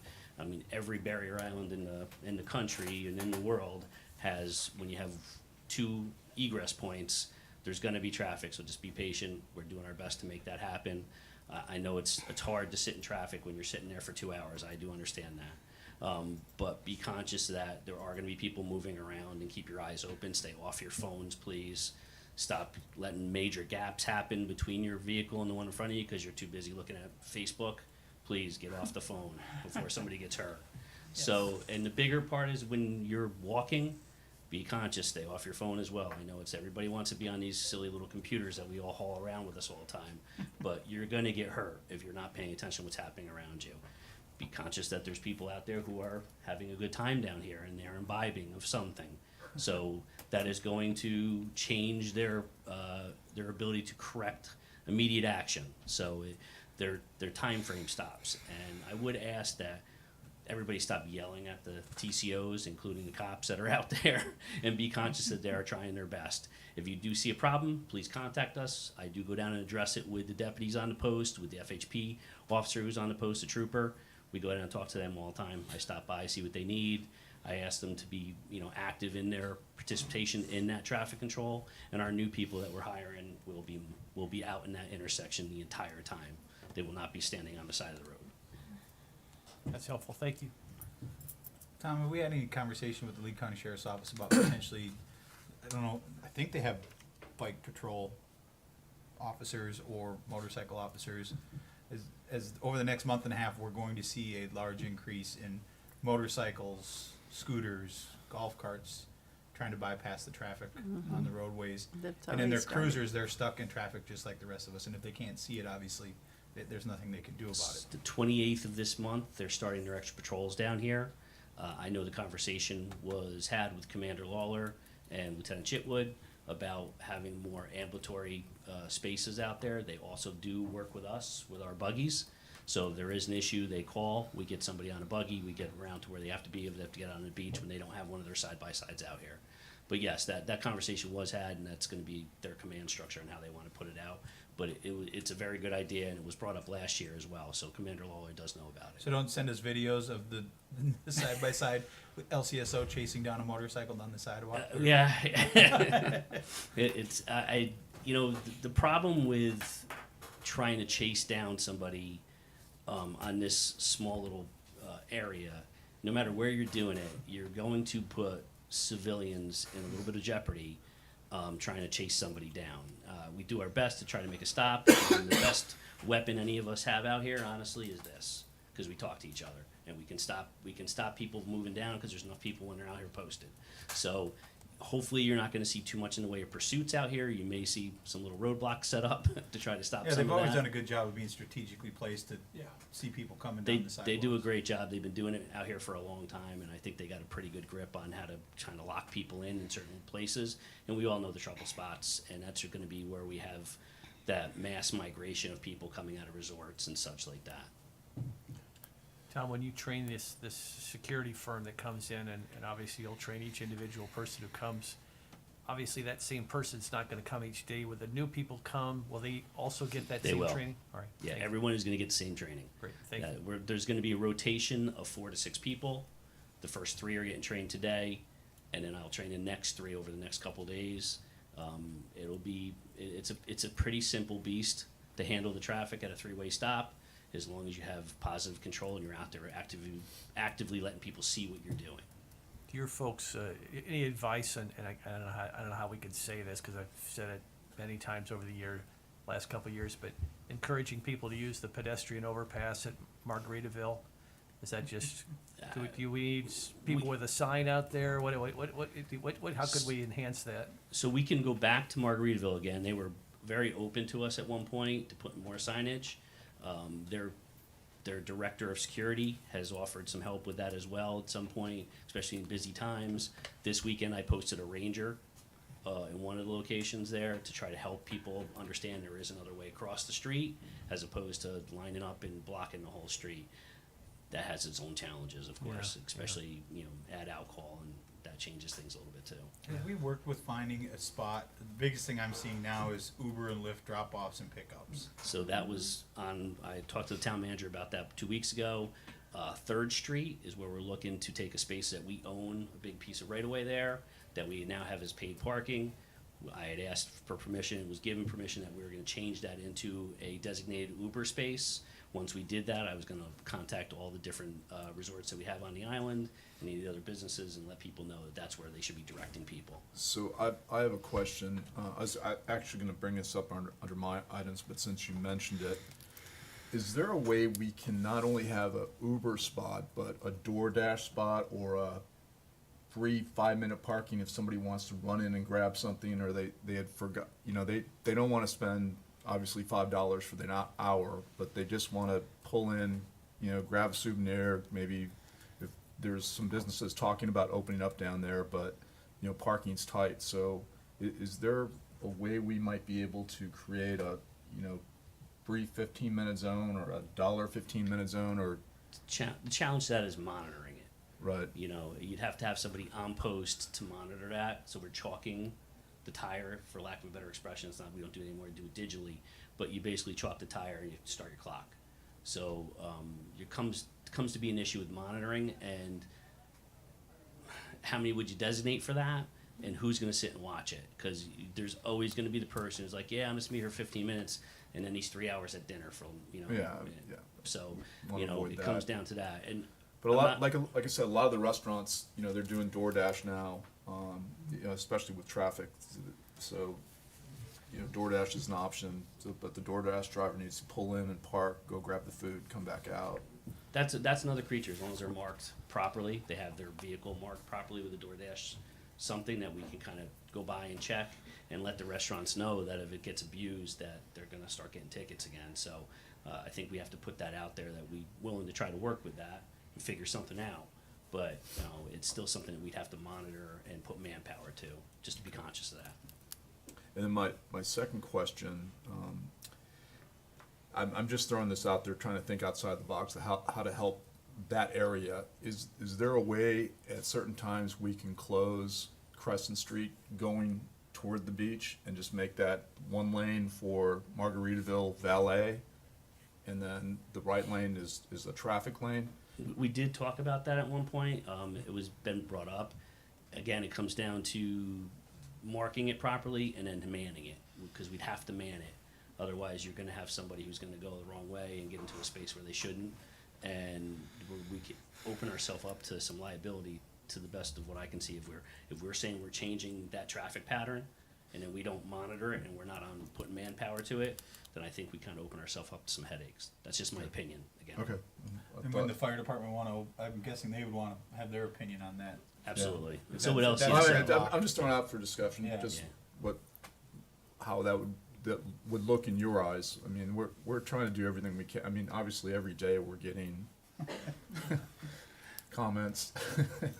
So I mean, I'm just looking for solutions. If it's outside the box, I don't care. I just want what everybody else wants is for traffic to flow a little bit better. And we don't have to recreate the wheel. I mean, we like I said before. I mean, we've had barrier islands here in this country for 100 Right. years with traffic of some sort, everything from horse-drawn to ever. And there's always been something. And people have come up with some good ideas. And I reached out to some colleagues that I used to work with that work in Jersey now at some of the shore towns there on what they're doing for traffic, and they do some stuff that maybe wouldn't go over well down here, but it seems to work with alleviating some of the congestion. And I can bring that up to the town manager, and we can address that at some point where you can take a look at what they're doing as well.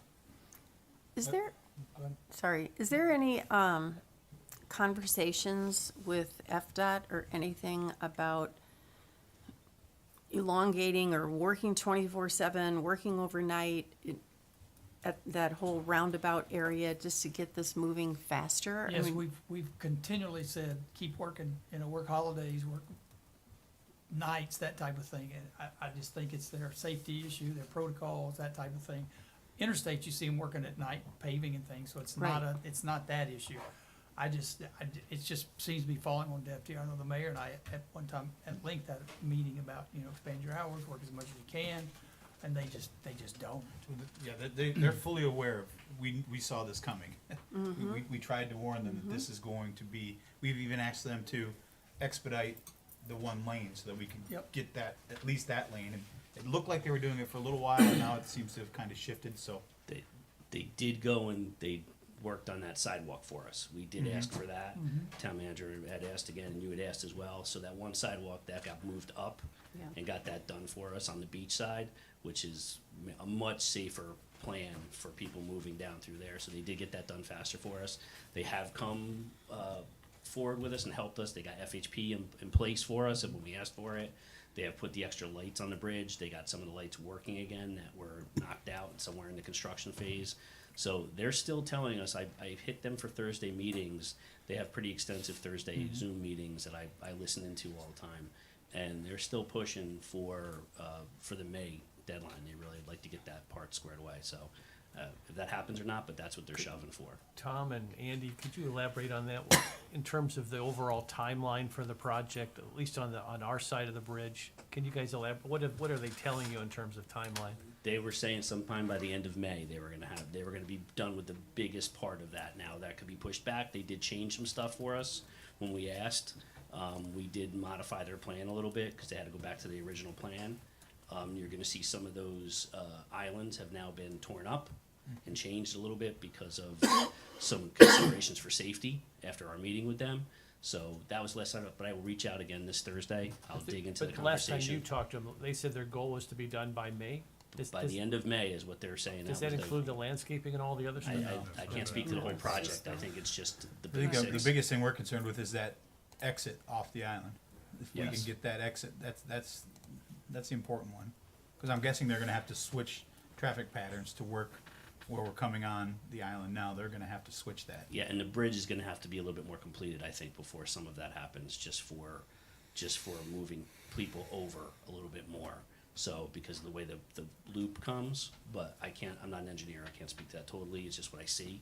So Thursday I'll have that meeting, I will give an update for the town manager, and they'll have that for you. Well, I think having these, our people out there now, and hopefully, Joe, we're gonna forward that bill to FDOT to see if they can cover these guys. It's, we're doing it, but it would just be nice if they were paying for it. But you can see, I sit in it all the time, you can see the difference when they're moving traffic and they're stopping pedestrians and when they're not. I mean, it could save an hour and a half sometimes, so doing it right. Has to be an active traffic post, and I say that over and over again. Standing on the side of the road or sitting in your car is not an active traffic post. You have to be in the intersection moving people. And that's the biggest push that we've had, and we've had that conversation with LCSO, and they're doing a good job at it. I know sometimes people have gone through and they've been off to the side for whatever reason, but for the most part, I do believe they're out there and they're doing their best. Our people will be out there the entire time. It's sans a bathroom break or something like that, but we're gonna have people in the middle of that intersection moving people. So Andy, since we still have them contracted, I'm guessing LCSO, are we gonna shift them to the Crescent and Estero? So That we'd was have their all- original, and they responded to us that they couldn't find the lock box that control the light because FDOT had moved it. I said, I can't control that. They decided to move down, they couldn't find a key, they couldn't find a lock box, it was just a whole, so we're working on that, trying to figure out what their problem was with that one. But yes, that was the original contract was to have them at that intersection. Well, it seems like the light is doing its job. It's the people Yes. that are trying to cross there or not, and having somebody keep the people from walking when they're not supposed to walk is more effective than Correct. making the light blink and trying to control the traffic. Because sometimes, depending on who you get out there, they might stop all traffic for one pedestrian. Right. So, Yeah, the key box for that is something it's a LEDOT key. yes. They don't like giving those keys out. No. They do not like anybody messing with their light mechanisms because they have it set up in a certain manner. So they're like gold down here to get them. And honestly, right now the traffic light is doing its job. And you're right, Mr. Mayor. It's the pedestrian traffic that is causing the issues because they're coming either out of Margaritaville or trying to go over towards Margaritaville's pool, and they're not paying attention. They're just walking. So that'll be something that we can help with. I would like to not have Well, somebody people going messing to with Times that light. Square, it's people go, and that's Yeah. the only controlled intersection. It is. So people are And going to where. And that's why we're they're still safe. trying to push people to the beach side. So they'll go down to Times Square along that side. That's why we push so hard to get that sidewalk squared away, and they really did come through for us on that one.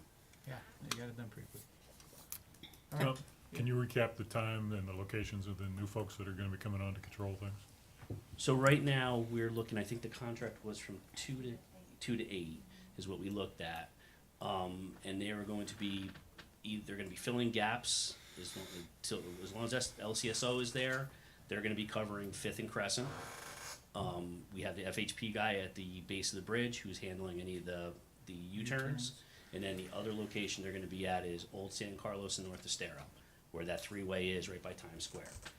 The goal is safety in all those spaces.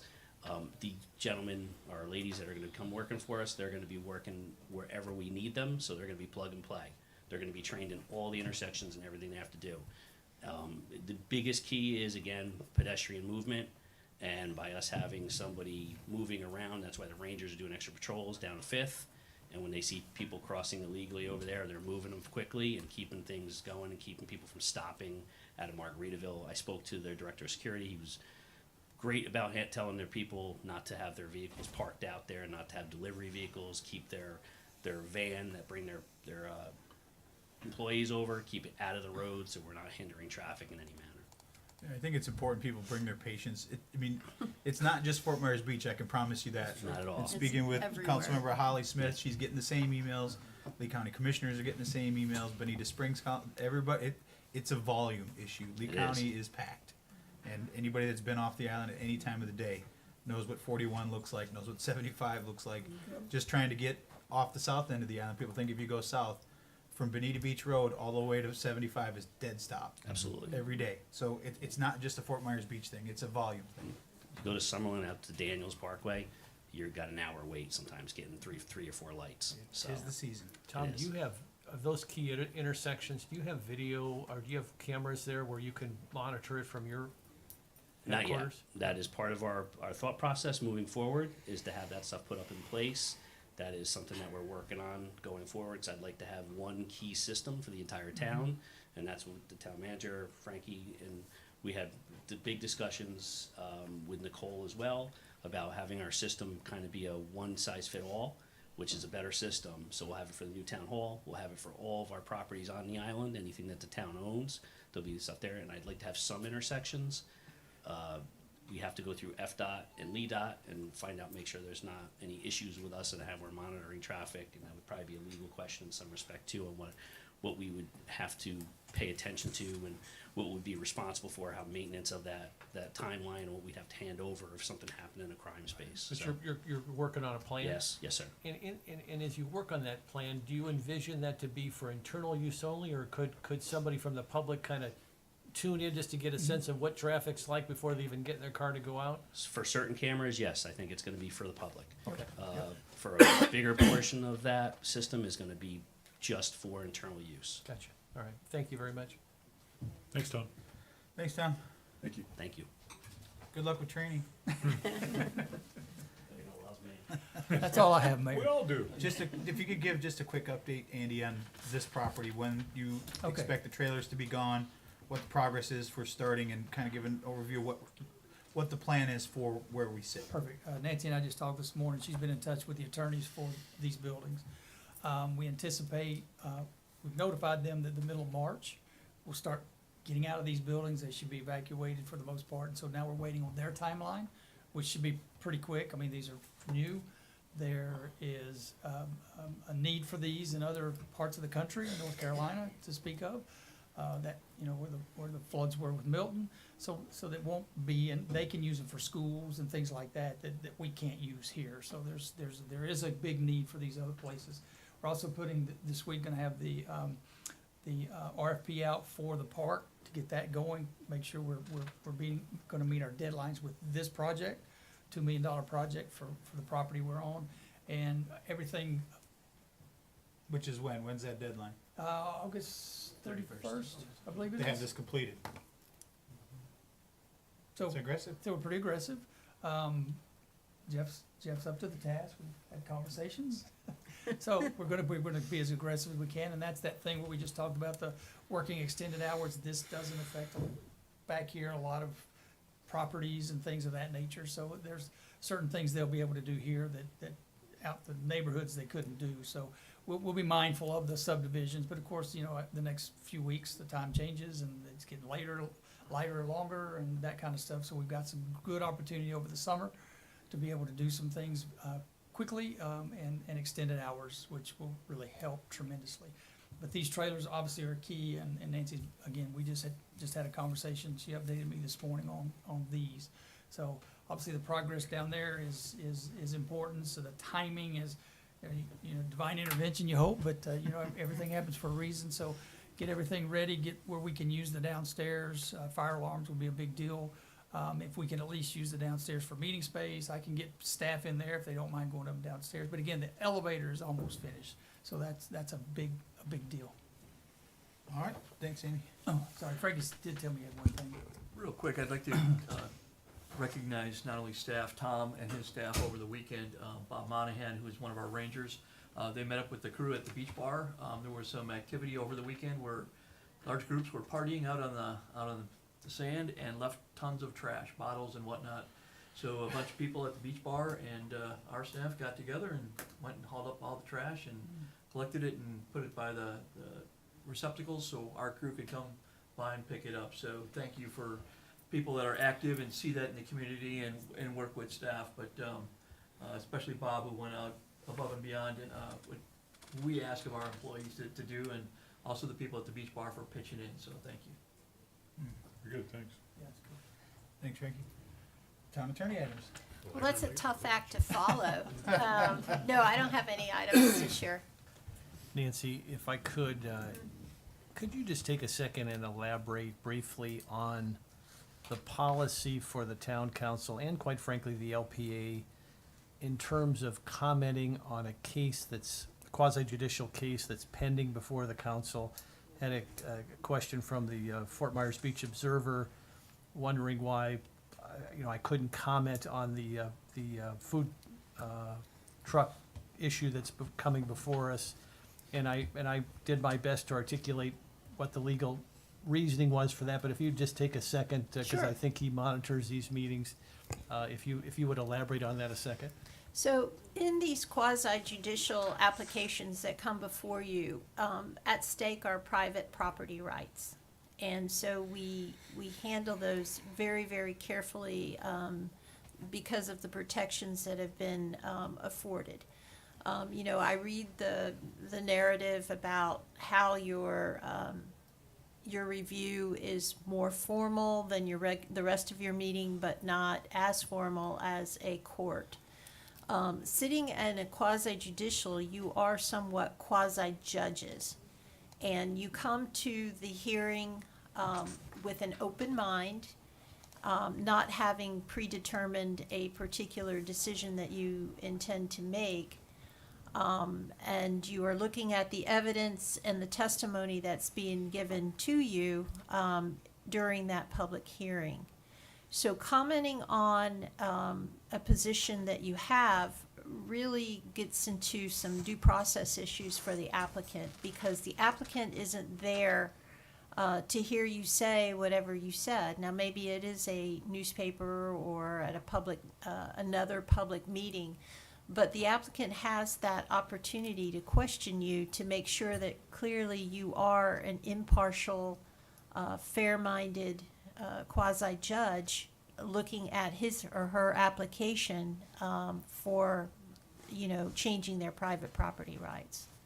So it's very, very important that your comments be somewhat curtailed and only occur at the meeting. The opportunity, sometimes we do it too when you do your ex parte disclosures. I often ask the applicant or their attorney if they want to ask a little bit more to really make sure that there is no hidden bias or that you haven't already made your mind up about a particular application. Thank you. All right. Council member items and report. Councilor Safford. I'm good. My questions were answered by Mr. Yauzer. All right. Councilor Woodson. I have a few things. I am already hearing a lot of concerns, I will say, about the September 2025 deadline for RVs. And so I think that's something we need to get maybe on the next M&P agenda and start really talking through this as to where we are in our thought process about the RVs permits in process, building in process, all of that kind of thing, because it's gonna be upon us really fast. I mean, we're basically 6 months out. So I would just like to bring that out and hope that we can get that on the next M&P agenda. Consent? I agree. And I believe, I don't wanna speak for Andy, but I believe you've sent out an email asking for more clarification. Going today. I just got it completed this morning. Okay. If I can add, that's Andy's second attempt trying to get a response to that question from FEMA. Yeah, and I know it's difficult. I mean, but I do think we need, you know, because people are worried, and rightfully so, and what are we gonna do? And then I just wanted to bring people up to date. I've had a number of discussions with Andy about the pier update, and Dave Horner, the city manager of Fort Myers, he was wonderful to give us kind of a whole outline of dates and times, and not what we wanted to see or hear with the timing. I mean, it's very extended. So I actually took it upon myself to reach out to Commissioner Ruane, and I do believe that they are talking about it in their meeting this morning, about trying to get this tightened up and not so far out in the future for the pier. And he had mentioned too that he was, I think you're all gonna be at the same meetings in March, and he was going to try to get some meetings on the docket for the pier in itself. So I don't know if anything is gonna happen, if it can be done, but we are working on it. None of us are happy about the time frame, including Lee County, and see what we can do to push it forward. I would offer this, Counselor Woodson. The last time Senator Scott was on the island, I had a chance to we were literally standing by the pier, and I asked him about the pier, and he said, you know, if I can help in any way expedite with the various federal agencies involved in the approval process, reach out to his office, and Okay. he said he would personally intervene to do everything he could to expedite. Yeah, Erin's a good person. She's a great contact. And Okay. she gets things done. Great. That's all I had. All right, Vice Mayor? Well, just briefly, I know my colleagues are always very interested in the Fort Myers Beach Elementary School. It's been challenging post-Milton, particularly for the kids and the parents, obviously, but the response right after the hurricane was very disappointing, and it lingered for a while, as it did after Ian. But after reaching out to, and I know my colleagues on the council reached out as well, and we got a good response from various members of the school board, and the new superintendent is gung-ho, and the ad hoc committee now is divided into subcommittees as well as the full committee, and we're working on various aspects of it. The hope is that we could find an interim solution so we could get the kids back on the island before the end of this particular school year. The town staff was very helpful. We explored these town trailers here. We explored, the school district was talking about potentially interim trailers next to the school. That obviously had some FEMA challenges. There was John Koss and Jenny Tardif went out to the library and approached the library and with the school district officials to see if we could use the library. But by the time those modifications could be made, it looks like it's gonna be challenging to get those kids back before the end of the school year, which is very disappointing.